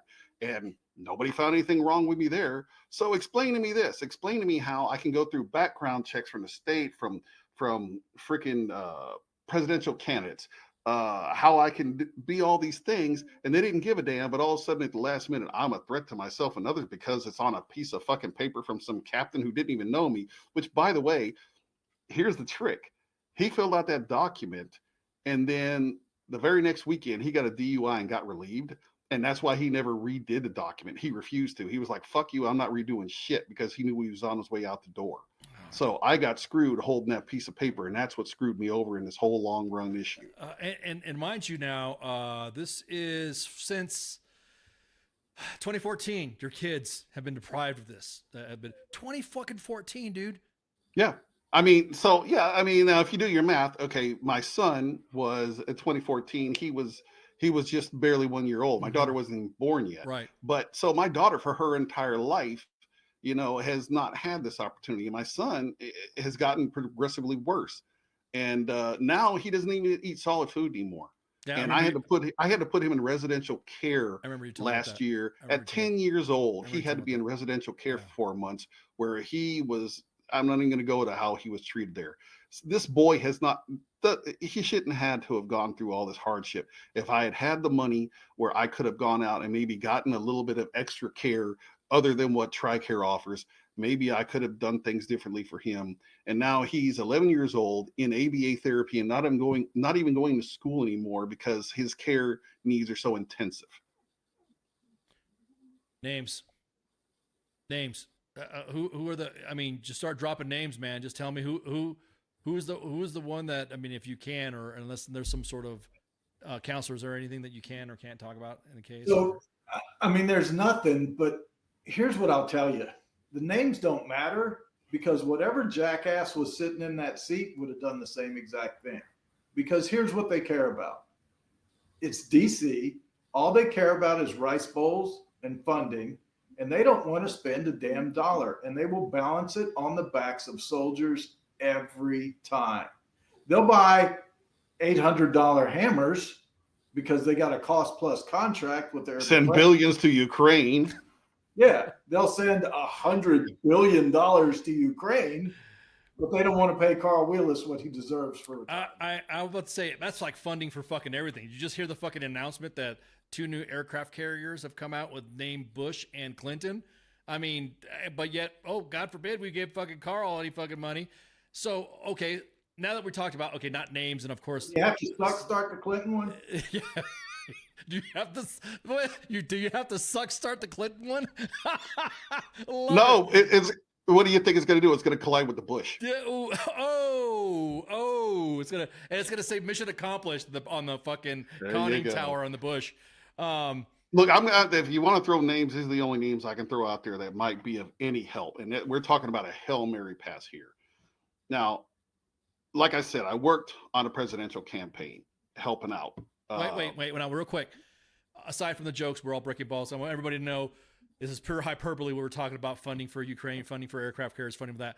I don't want everybody to fucking try to make a connection. Every time you say Ukraine, every time you say funding, everyone starts going, oh, different pots of money, oh, Russian information. Shut up. That's not what we're talking about. We're just talking shit. We're just talking shit. Not to mention the fact that right before you went into the names that Carl's going to bring up is that these are the names that over the years the Department of the Army has misled sitting senators, congressmen regarding this case who are still in office. And so the Army, and these are the names that you're going to bring up, basically lied to these individuals, right? Yeah, well, we've already talked about them before. They misled Ted Cruz. Mm-hmm. They misled Chip Roy.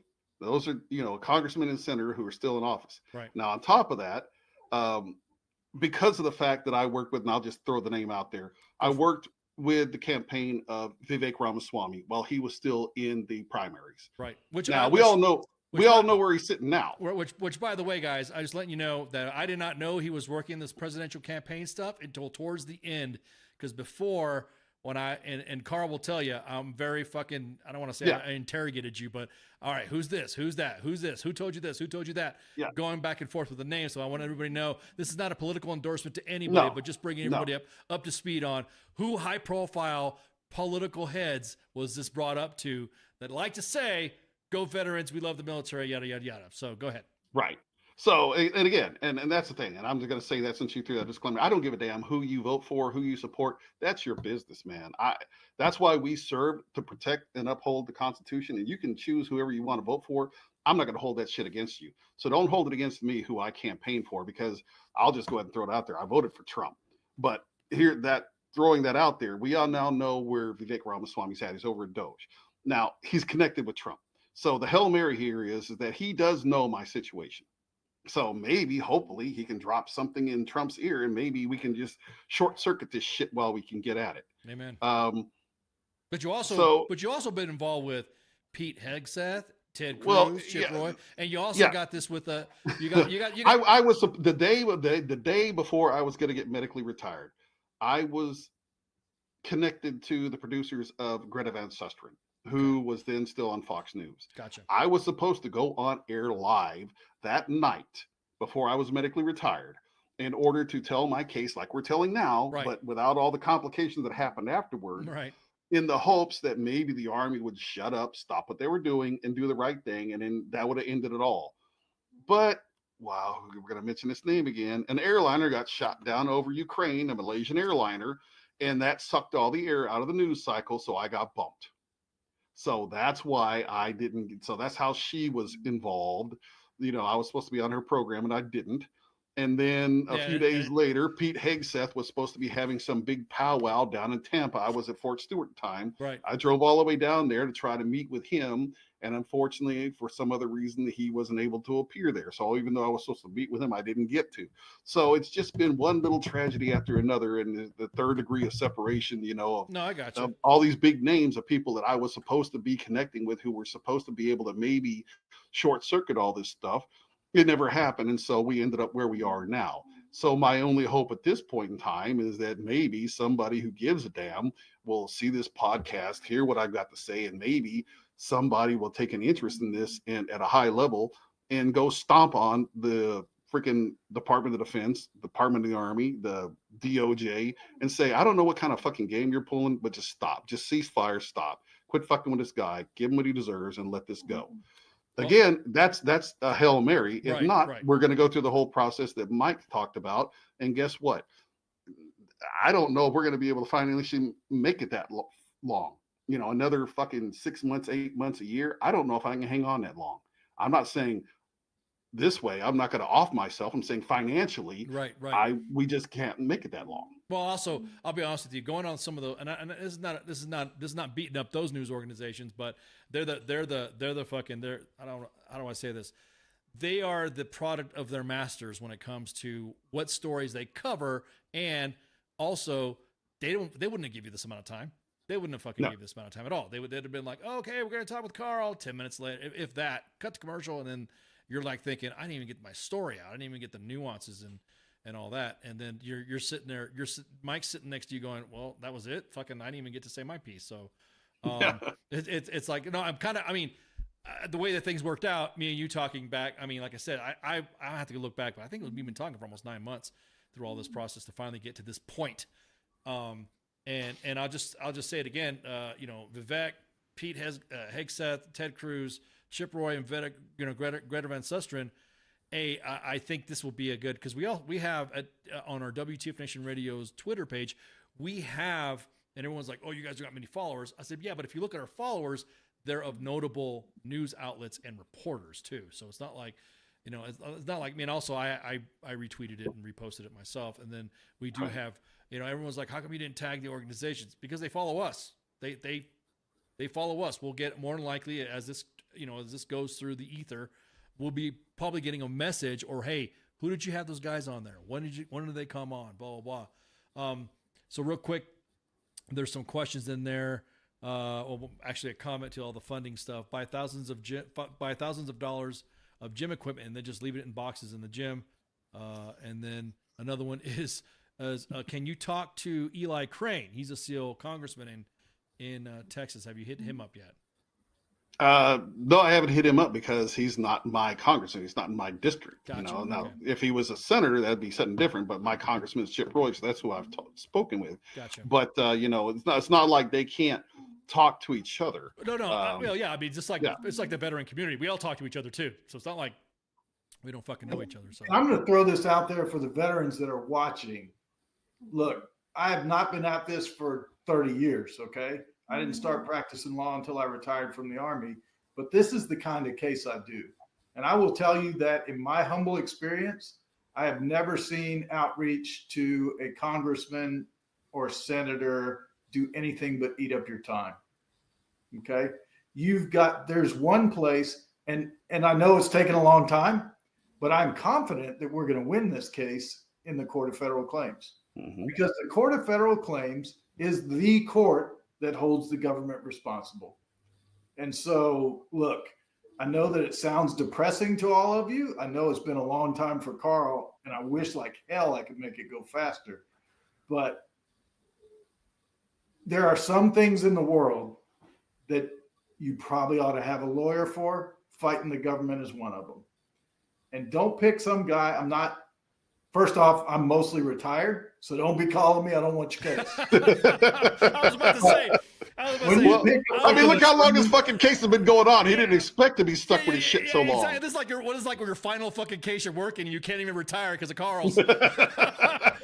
Look, when you pick an attorney to do this, find somebody who does this for a living.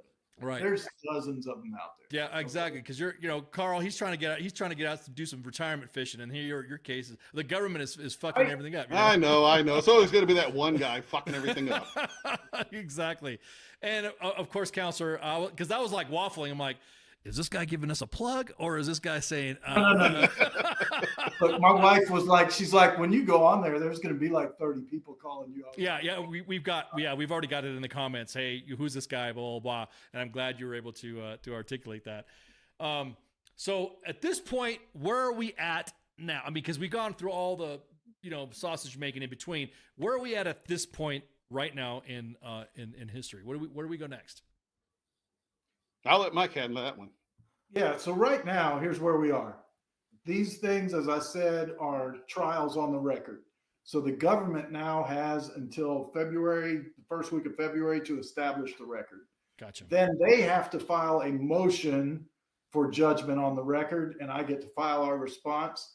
They'll get to file a response to mine, and then we'll probably do an oral argument up in DC this summer. And I anticipate that their arguments are going to suck as bad as they have in the past. There's just no good reason. I mean, what's the reason they're going to give? Mm-hmm. Well, a board of 3 GS-15s thought that this was right, but we decided it wasn't. Yeah, we just had the government lose a case on trying to ban TikTok, and the SCOTUS said, "What are you talking about? Can you even articulate an argument?" All right, so Carl, where can we find you, man? So that way, while we're handling other WTF moments, the audience can keep an eye on you. Where are you at?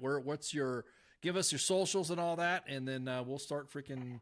Well, I mean, the main place you can find me is going to be on X, formerly Twitter. Just my first and last name. So just at Carl Wheless, CarlWhelless. And I'm pretty active on there, and I've got all this information pinned to the top. So it's from A to Z, everything that's taken place, the whole case, links to the documents, everything anybody could want to know is right there. As a matter of fact, let me grab your whole pinned event and put that in the chats, so that way everybody can see it across the other live platforms.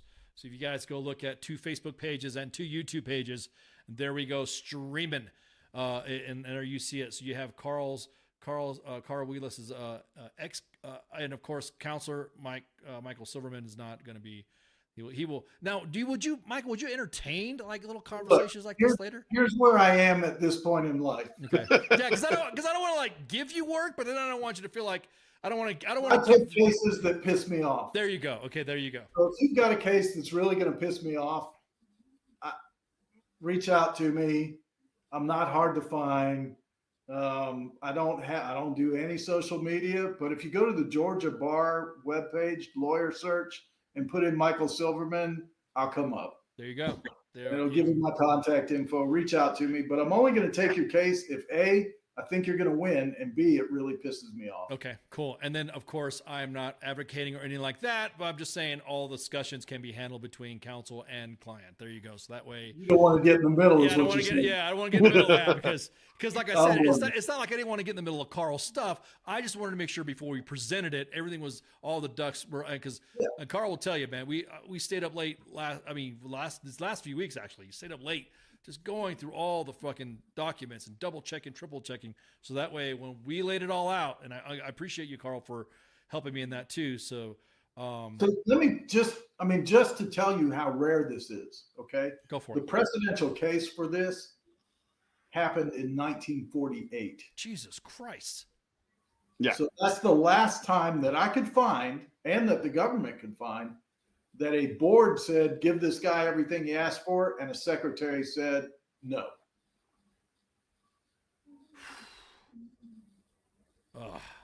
That tells you what a good lay I am if they're going to fuck me that hard. Well, yeah, I mean, damn, Carl, I didn't expect you to fuck up that like that, you know? Bullet up a case from the 40s and shit. Yeah. So, all right. Well, I dropped the thing. It's already been tweeted right now, currently live on what we're discussing anyway. So you got the tag on there. You could repost. I've reposted it and everything else. So I think we're starting to, because like we're seeing traffic. We got 2 questions of this right now, and then we'll close out. So one question is, if you had a time machine, what steps could one take to prevent this, if any? Wow. This is for both of you guys. So not join the fucking army. That's about it. God, man, it's I hate. I don't want to say I hate hearing that, but it's just fucking God. It's just. I mean, really, honestly, I mean, I love the Army. That's what I'm saying. I love the Army, and I hate seeing the Army be like this. Does that make sense? I love the Army, but I also fucking hate it too when it comes to shit like this. Right. I mean, we're all there. And here's what I would say, and I don't know if Carl would agree with this or not, but this is what I find a lot of times, okay? If you are a soldier and something's happening that just doesn't seem right, go talk to your sergeant major or your battalion commander. Don't let some knucklehead, God bless him, but he's only got 4 years in the freaking Army, your company commander. Your first sergeant's got a lot more time, but he's busy as hell. Get on your CSM's schedule, get on your battalion commander's schedule, and just go say, hey, here's what's going on. Because I got to think in this case, had those 2 people known what was going on, it might have stopped it. Yeah. And I would agree with him, except in my case, because unfortunately I was on Rear D when this happened. And when I ended up requesting COAD, at first my sergeant major was going to turn me down, but I went in and pled my case for him to go ahead and to back me up on this. And so that's the thing. It had to go all the way up through brigade. I had to get signatures. I had to get recommendations. I had to get, yes, we agree, all the way up to brigade. So my whole unit, from the sergeant major, from the the battalion commander, the brigade commander, the brigade sergeant, everybody backed me up. Right. It's just once it got up to HRC that they played these games. Yeah. Last question is, will the outcome of this become case law used to pave the way for others? That's a good question. I've been wondering that myself. So I think the answer to that is yes. And here's why. So in this previous case in 1949, this guy was an Army captain in World War II and got medically retired, and they didn't give him his leave, which would have blah, blah, blah. He would have had 2 more extra years and he would have gotten paid more. So the board said, yes, do that. And the secretary said no. Nobody has used that case that I can find since then. They've talked about it for other reasons. Right. But nobody's used the case the way we're using it now. And the government, in fact, argued that, hey, this case is no longer good law.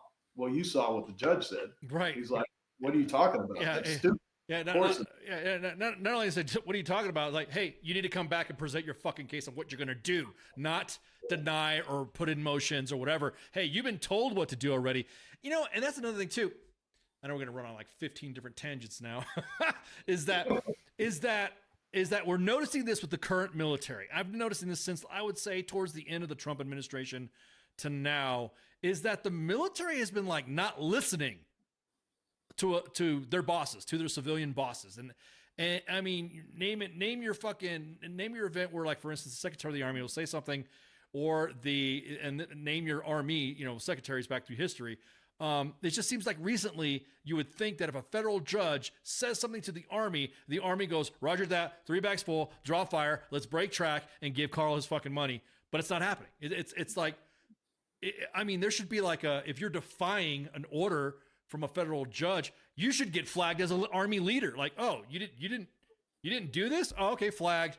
I mean, there should be a recourse. There should be something that Army leaders could be held accountable for defying orders like this, or even think. That's like giving of course, I'm going to bring it more down to the micro level. That's like going to fucking court for a soldier. That's like a soldier going to court for on-the-spot correction to make sure he had his headgear on outside. Dude, the law is you have to have your fucking headgear outside.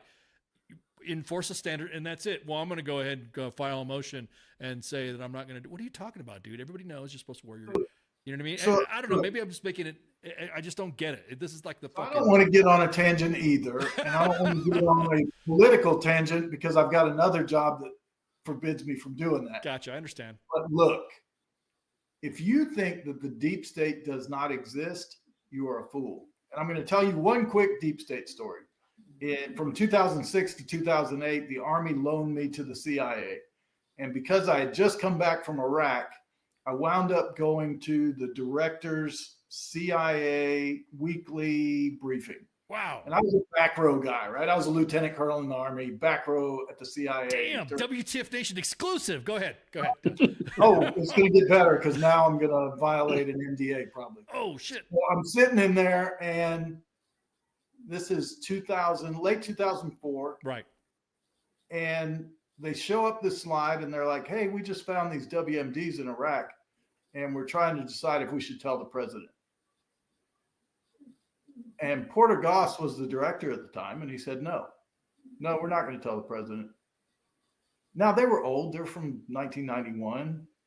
But don't tell me there's no deep state. Here's a bunch of unelected GS-15s, SESs sitting in, and they're going to decide what the president should know about intelligence that was collected on the ground in Iraq. Yeah, I another thing, too, is that a lot of the guys that were there, a lot of guys that were there for the invasion, the guys that were there during subsequent rotations, and including yours, what did we always hear when we when we were always at the smoke pit? We always said, hey, the reason why there were no WMDs is because they got moved to Syria.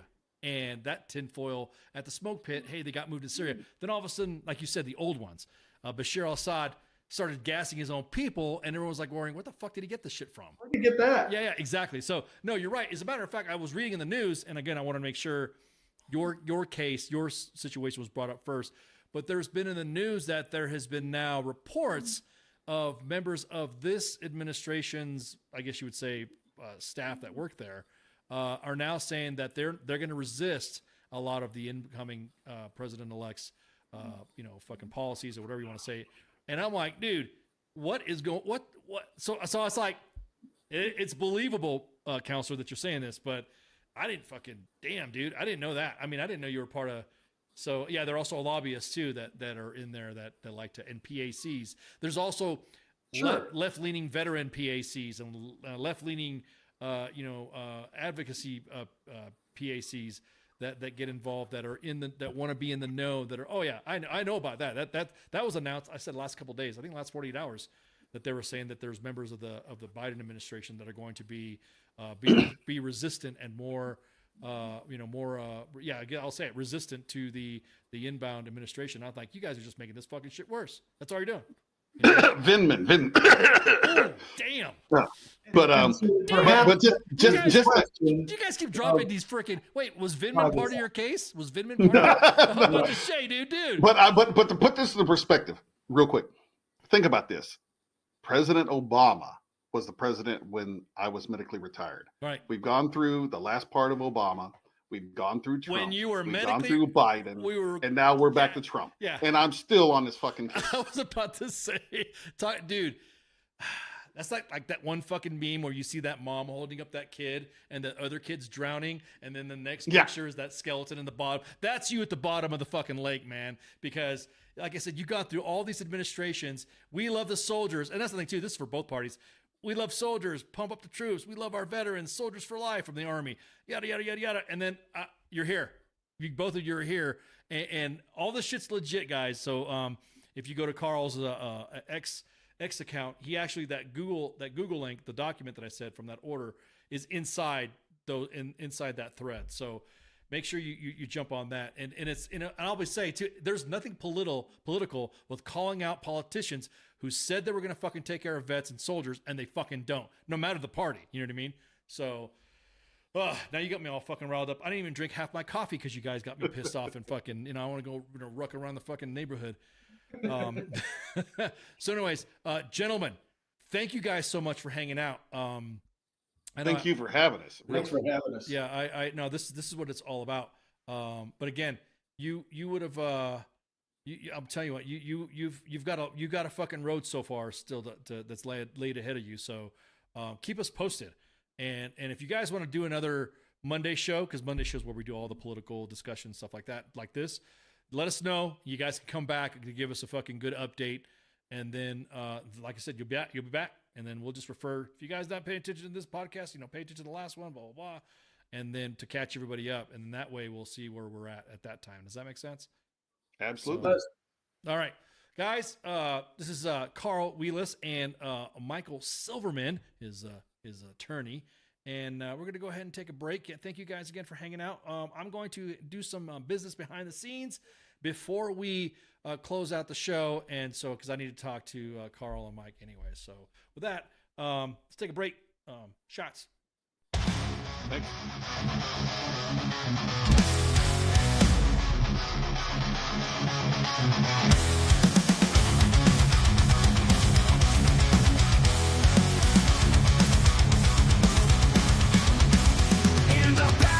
Where the madness breeds, a soldier's tale of wild misdeeds, from the chow hall to the PT grind.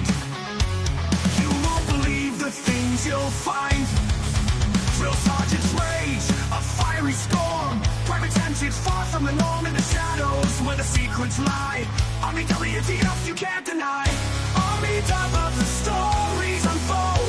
In the heart of the chaos, the truth is told. From the field to the base, the legends grow. Army double the force, the madness we know. A Humvee stuck in the mud so deep. A midnight rain, no time for sleep. It moves straight like gold in hand. The strangest sights in this foreign land. Drill sergeant's rage, a fiery storm. Private antics far from the norm, in the shadows where the secrets lie. Army WTF you can't deny. Army top of the stories unfold. In the heart of the chaos, the truth is told. From the field to the base, the legends grow. Army double the force, the madness we know.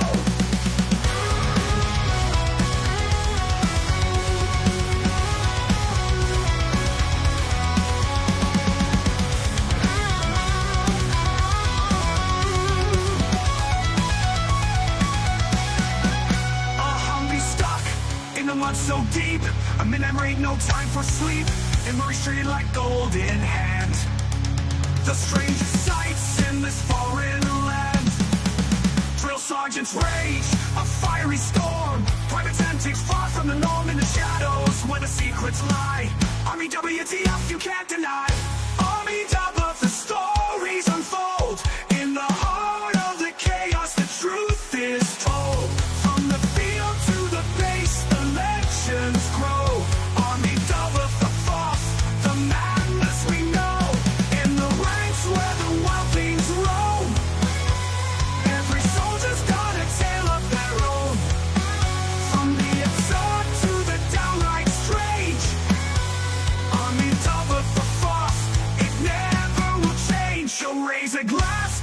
tales untold.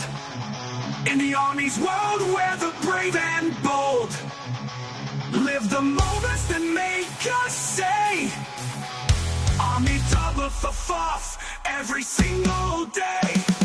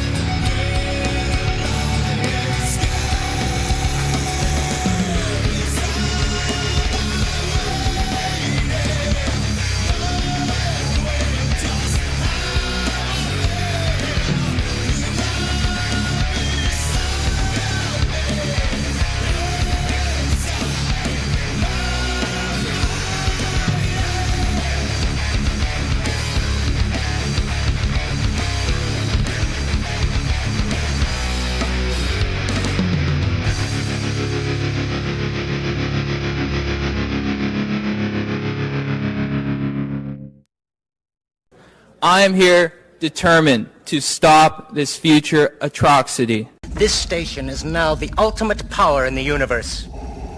I suggest we use it. The voice of U.S. Army, WTF Moments. This is WTF Nation Radio. I find your lack of faith disturbing.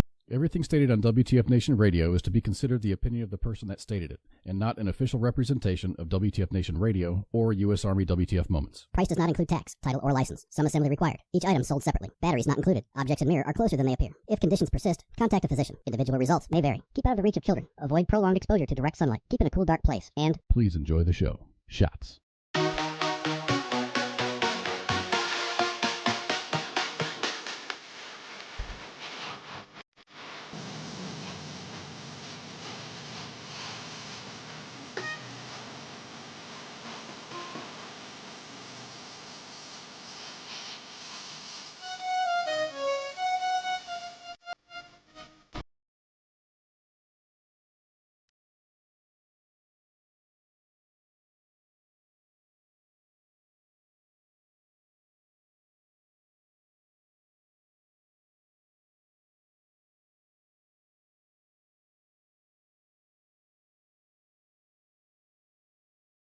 And we're back. Woo! Man, what an interview.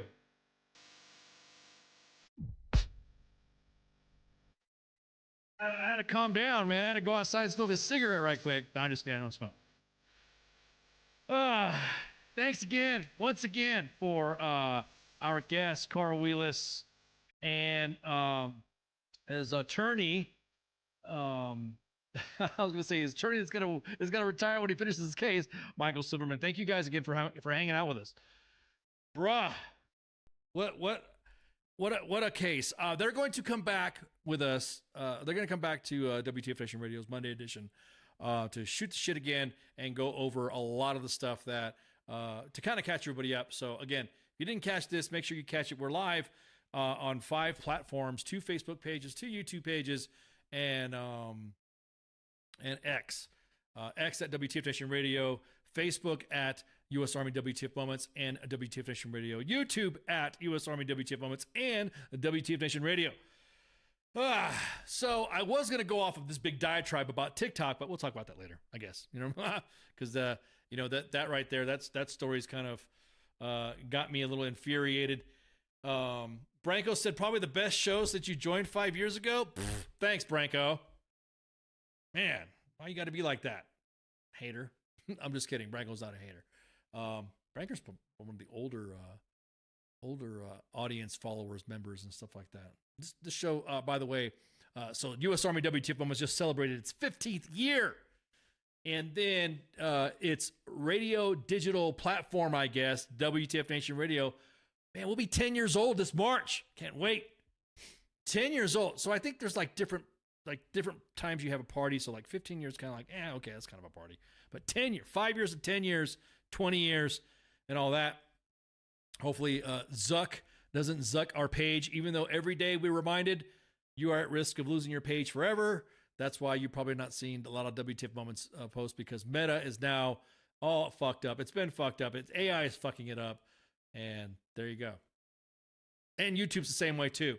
Don't think that YouTube's all that. Oh, well, you could just go on YouTube and you'll be good to go. No, not the case. Matter of fact, I'm always fighting with YouTube every day on some of the things that we say, even though we say in our posts and our streams on YouTube that it's not made for kids.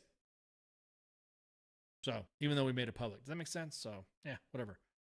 Maybe we'll go cable and make it YouTube Premium or something like that. We'll see how it goes. I think you'll have less issues now that they're pulled fact checking. You know, that's a good question there, Patrick. Do you think that we'll have less issues now that they've pulled fact checking? I do, as a matter of fact, because there have been several posts that have been awareness, and we have to watch how we word our post, because one post that we did, we posted about a unit finding propofol juice all over the freaking Connex, and we posted that picture, and Facebook locked the page, just locked everything down. Said we were gonna lose WTF Moments. It would have been like our first takedown ever, because we posted something that they said we were selling prescription medication or yada.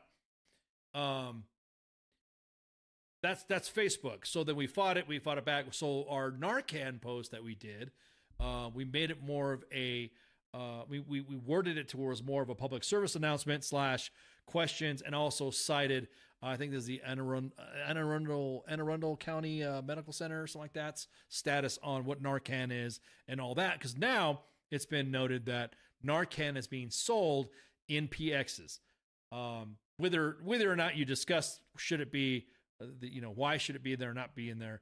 I think that if we're posting Narcan, or we're selling Narcan, or giving Narcan in military PXs, and of course all the virtual signals in there, I think should be this. I think look, dude, we're just posting the post to let you know that the military and the VA do not believe in alternative medicines, and they would rather zap you out with fucking opioid medication for everything and anything.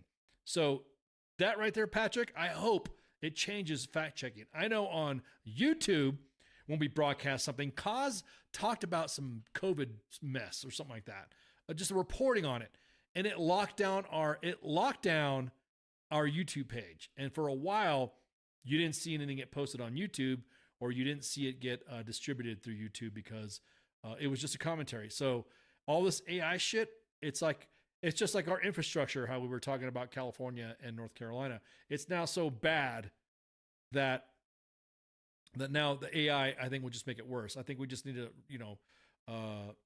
just knock it all off the desk, start all over again, and then just go back. I think Facebook, if it goes back to its original state like it used to be, a lot of our posts, now mind you, there's been a lot of posts that have been posted on Facebook. Facebook is our prime mover for U.S. Army WTF Moments and WTF Nation Radio. Sorry, it's always been like that. But that right there, I think it should help. I know there have been posts that we always laughed in the admin team that we got zucked or we got a post removed for something that we posted in 2016 or 2013 or 2011. So when someone's like, hey, you guys should post your first post, I think it was like shit talking somebody, and then it ended up being like removed. So Facebook has removed a lot of pictures and images and stuff like that, and mostly like a lot of memes and shit. I think the pages should be regulated by the page handlers and the admins. I know we put specific filters on there so it doesn't go off check. We're doing a lot better with the spam filters. And also, I want to bring you guys the attention to the most fakest site. And I want you guys to see this, because this right here is a fucking joke, and it's not us. Okay, I'm gonna repeat this again. I say again, this is not us. Okay, so everyone's like getting mad because we supposedly posted a page, an image that had something, and everybody went nuts and said that we posted it. Well, somebody, it's already gathering some followers, because some people don't like to fucking look and think that they're talking to us or have a beef with us or whatever. Somebody created a group of U.S. Army WTF, and they were smart because they used the icons, they used everything else. Well, before it was just different pictures. Now, this page that I'm going to show you is fake. They put me on there. They put me in a fake page. So now I'm the face of scammers like you guys are in the fucking chats. When you have send Bob's and Vagine, milk truck just arrived, let me show you, take off your cloth, whatever you want to call it. So now they got me. Look at that. They also have generals and other individuals in the post going, what the hell? Look, that's me. Now, that image was grabbed from Grunt Style when I did the American Grit podcast. And so they used that with me. There I am right there. I was pulling duties on a jump with SOCOM. And then, so all this stuff right here. Yeah, exactly. It's a Temu version. And here's the thing. There's individuals that are in here that are fucking interacting and giving away their information and ordering stuff with their credit card information. I'm warning you guys. This is not us. We are not in a group. As a matter of fact, we did have a group long time ago before the page got bigger. And yeah, exactly. I wish it was no way accidental. That's a scam, dude. And so back before the page got bigger, we did have a group, but it was like, I can't remember. It's a WTF, U.S. Army WTF Moments Club. I know this because I was one of the admins, and then as the page started to grow, then we closed out the quote unquote club because the page was growing, the all the stuff with the interaction with the staff and all that. So they put look at these fuckers, man. I'm calling you fucking out. Calling these assholes out. I'm gonna say, as a matter of fact, let's go to the about. Yeah, see, everybody's joining and shit. Let me see who else is joining here. See all. New to the group. Hey, we got even major. See, like, that's so funny is that this page is so funny that it scammed other scammers to join the page. That I think is fucking hilarious. Oh, thanks, Susan. Oh, Susan. Oh, stop, Susan. You're making me flustered. Damn it, Susan. I want to fan myself with my AAR propaganda. God dang it. Would you stop, Susan? I'm blushing. So here's the peeps. Everybody in here. Look at all those individuals in there. Just like 4,952 individuals that are in there that are putting themselves at risk of joining this fake U.S. Army WTF Moments page. It's not a page. This is a group. Let me highlight that again. This is not a page. See, it says join group with my face on there. Looking at it here, looking at everybody. Some of these people I know. So I'm just telling you guys right now, do not follow this page.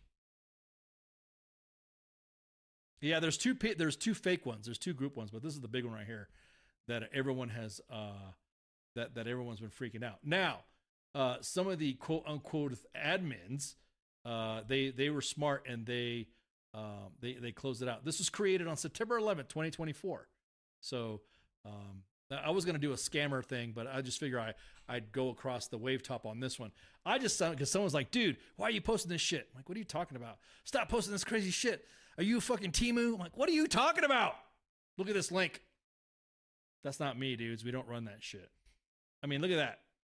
Hey, whoever's buying this U.S. Army apparel. and the reason why I'm putting the names out there is that way you guys are well aware and your friends can get tagged on there. I'm not doxing anybody. So the admin of this page, I'm glad you guys brought this. The admin of this page is this fake fucking account. Now, the reason why you know that this account can be is fake as hell is foreign accounts can lock their profile. Most of them you can work and tweak up little specific accounts, but country specific, I'm going to give you guys a little class on social media exploitation and how it works when different Facebook pages, because I know there's a lot of individuals out there that think they fucking know how all this shit works, but they don't. Foreign accounts are able to do certain things that U.S. accounts cannot do. You can actually lock the account. You can lock your account down unless you add something that's open to the public. So foreign accounts can lock them down. Somebody try to lock their own account down. I'm like, yeah, you can't do that. Is that the guy from Matrix 2 with all the TVs? You mean the architect? No. So this account, David Milano Jr., this is the guy that you need to block or tries to friend you. David Milano Jr. is not a David Milano. She is a fucking scammer. And they post they have gotten so many fucking images of U.S. Army WTF moments, and they basically get accounts and they get information scaring the net of your information. Now, if you notice some of the individuals that are out there, you got individuals from Africa and all that. Some of the greatest fucking Temu / AI stuff that I mean, these individuals have, and look at this right here. This one right here made me fucking laugh.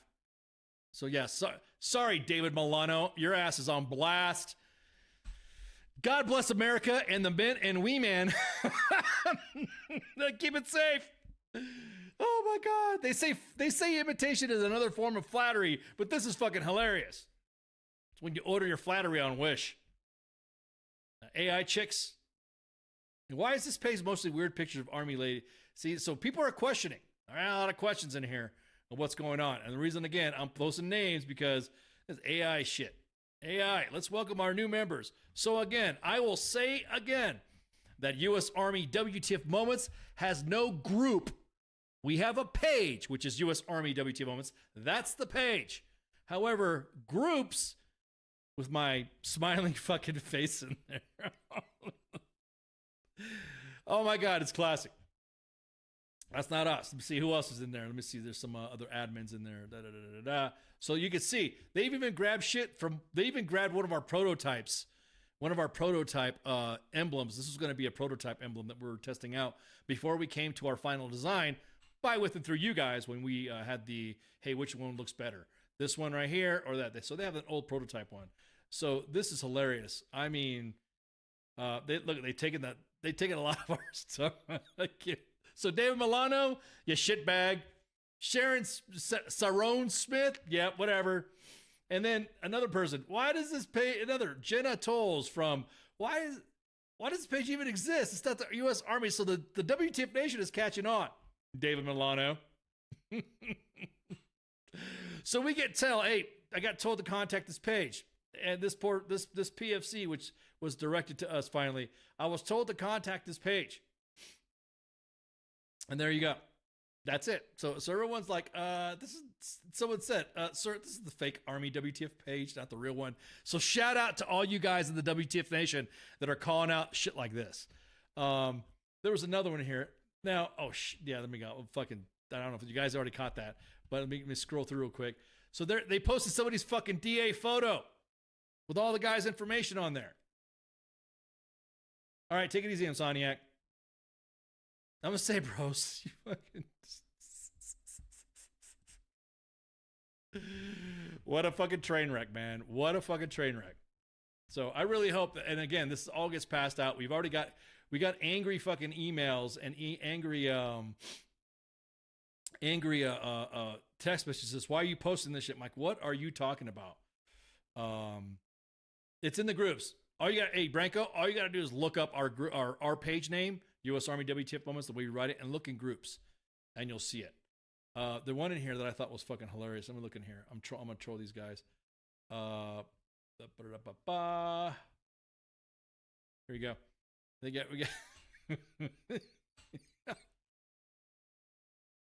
they got Tyler Perry representing us.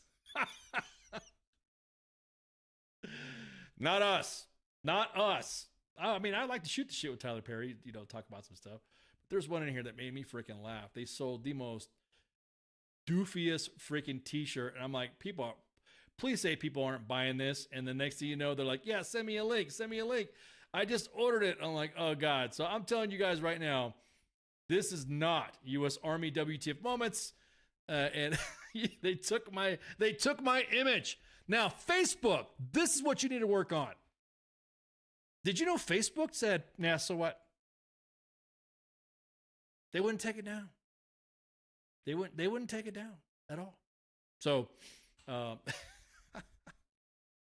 so again, just make sure you look, make sure you watch what you're clicking, make sure your family members are clicking. We are U.S. Army WTF Moments, and as a matter of fact, we have while they have only just a few followers, we have 1.6 million followers. Let me see. Let me.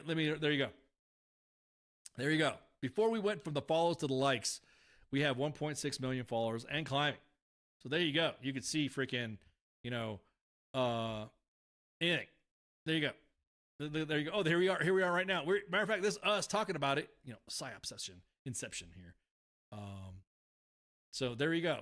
So let's see. So let's talk about this. Let's see. Let's do this. Let's do these comparisons of what's going to happen when the fake WTF Moments is going to catch some other stuff. So right here we have an image of Schofield Barracks, and Patrick said, "Too late." I was going to do a scammer story, but since you guys talked to me about it and it hit the inbox, I might as well do this right here. So there it is. There's Schofield Barracks going off to Tropic Lightning Week, and it looks like a PLS system hook grabbed on some cables and decided to pull a ton of cables down, which caused partial loss to the installation of power. There you go. Let me see. This is Fort Knox right here from the storm. There you go. Look at that gas station just get torn up.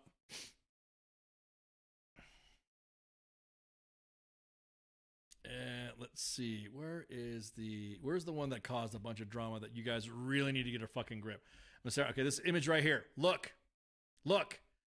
Some of you individuals need to fucking stop actualing the page when it's an actual fucking meme. All right, we posted this shit up.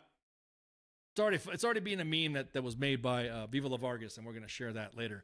But relax, it's a meme. Yes, we know SMA does not have a beard like that. We were joking around saying this is his holiday block leave meme or something. Hey, stranger, nice beard was the caption. And immediately everyone was like, well, actually. And I'm like, Jesus, you look. I think some of you guys need to take a break from social media. You guys really need to take a step back, touch some grass, or smoke it. This is Monday, so we can talk about that Monday edition. So here you go. Everyone's like, "Oh, hey, why do you do this? Why don't do this to us? Don't torture us. He won't do this, dude. Stop. This is get a grip." So again, go back to what I was saying. That page is fake.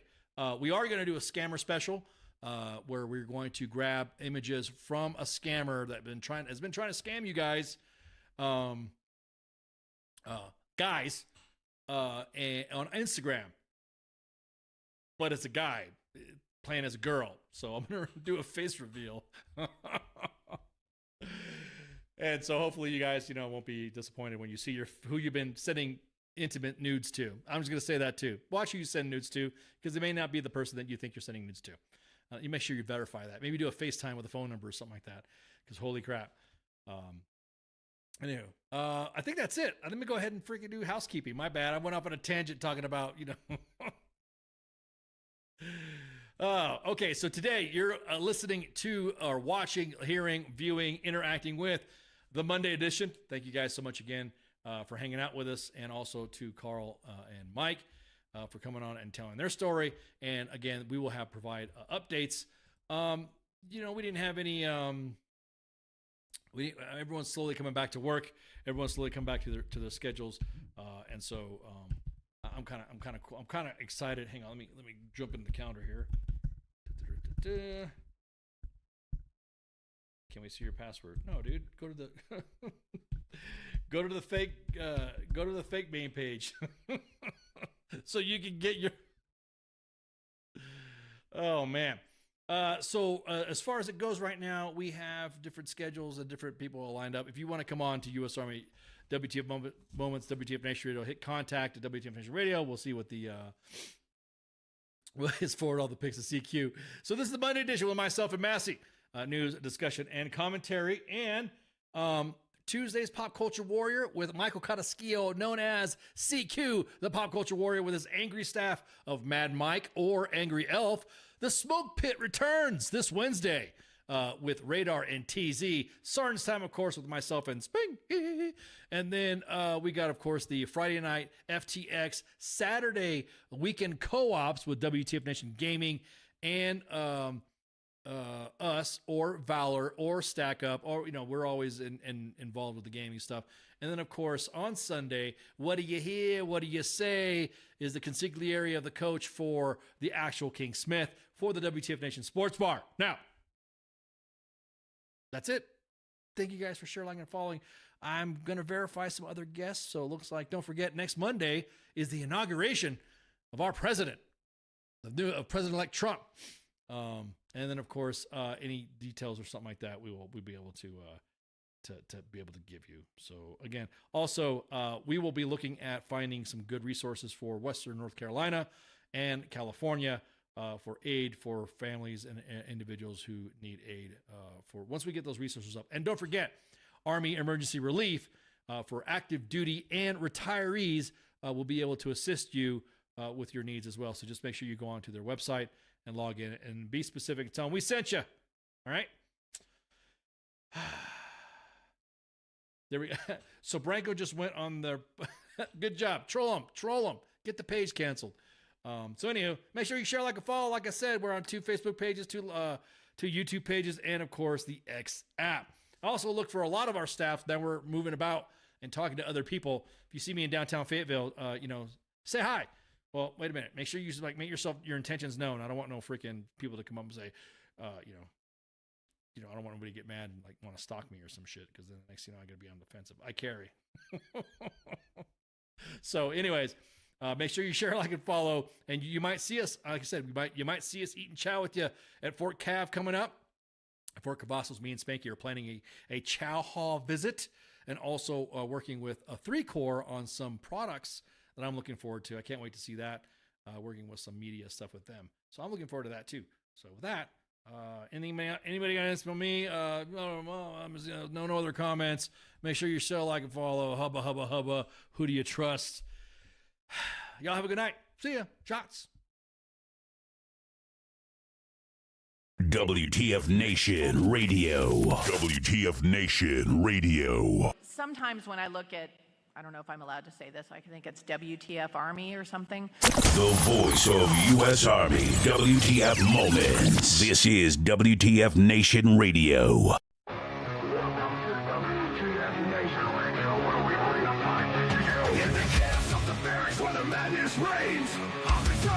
Driving us insane. ATF 0 time 30, no time to complain. Push ups in the mud, feel the muscle strain. Army life is a wild ride. WTF moments can't hide. Through the fire we survive. In the ranks we thrive. armies grind through the blood and sweat. We find our kind. In the chaos and the fire we stand aligned. Warriors forged in the battle's bind. Hilltops in the desert, sandstorms in our eyes. Memories for breakfast, no room for lies. Rocket marches through the night under starless skies. Brothers and sisters we rise. Army life, it's a wild ride. WTF moments can't hide. Through the fire we survive. In the ranks we thrive. It's WTF moments in the army's grind. Through the blood and sweat we find our kind. In the chaos and the fire we stand aligned. Warriors forged in the battle's bind.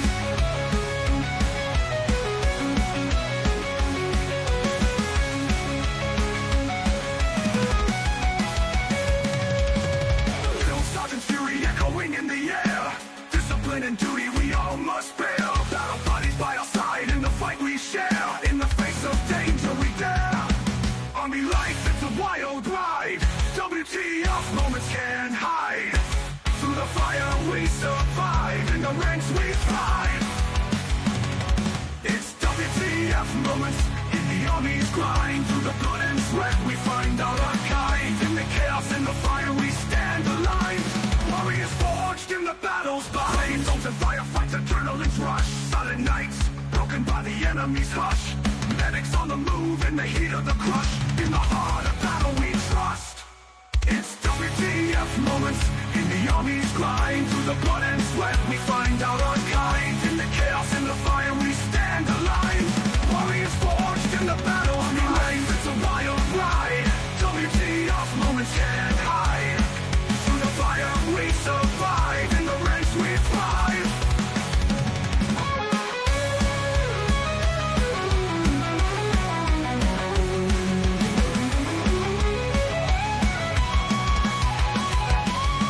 Homecoming's bittersweet, memories in our mind.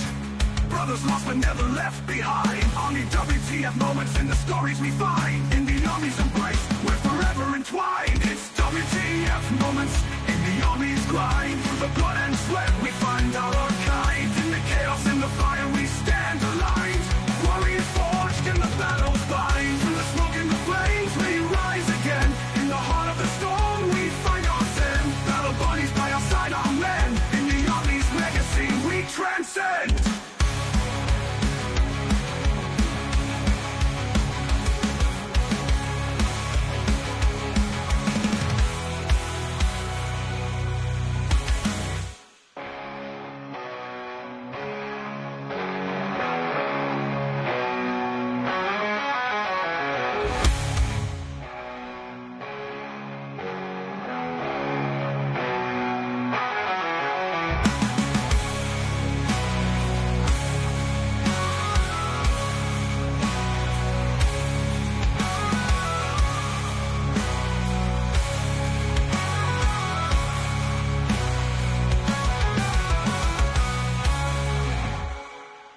Everything stated on WTF Nation Radio is to be considered the opinion of the person that stated it, and not an official representation of WTF Nation Radio or U.S. Army WTF Moments. Price does not include tax, title, or license. Some assembly required. Each item sold separately. Batteries not included. Objects in mirror are closer than they appear. If conditions persist, contact a physician. Individual results may vary. Keep out of the reach of children. Avoid prolonged exposure to direct sunlight. Keep in a cool, dark place. And Please enjoy the show. Shots.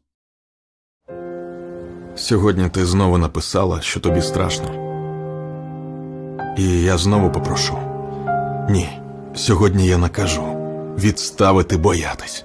Погладь за мене бармале і спокійно лягай спати. До речі, як там Руся в школі? Скажи тату берегти серце і обійняти маму. І взагалі, давайте усміхатися. Ваші силі краса. Допомагайте один одному і виручайте. Цілуйте любимих. Святкуйте свою свободу. Ви за нашими спинами, ось такі теж надійні, не ховаєтеся, прикриваєте нас із тилу. Зробіть так, щоб ми пишалися вами. І ми повернемось. Повернемось і будемо жити.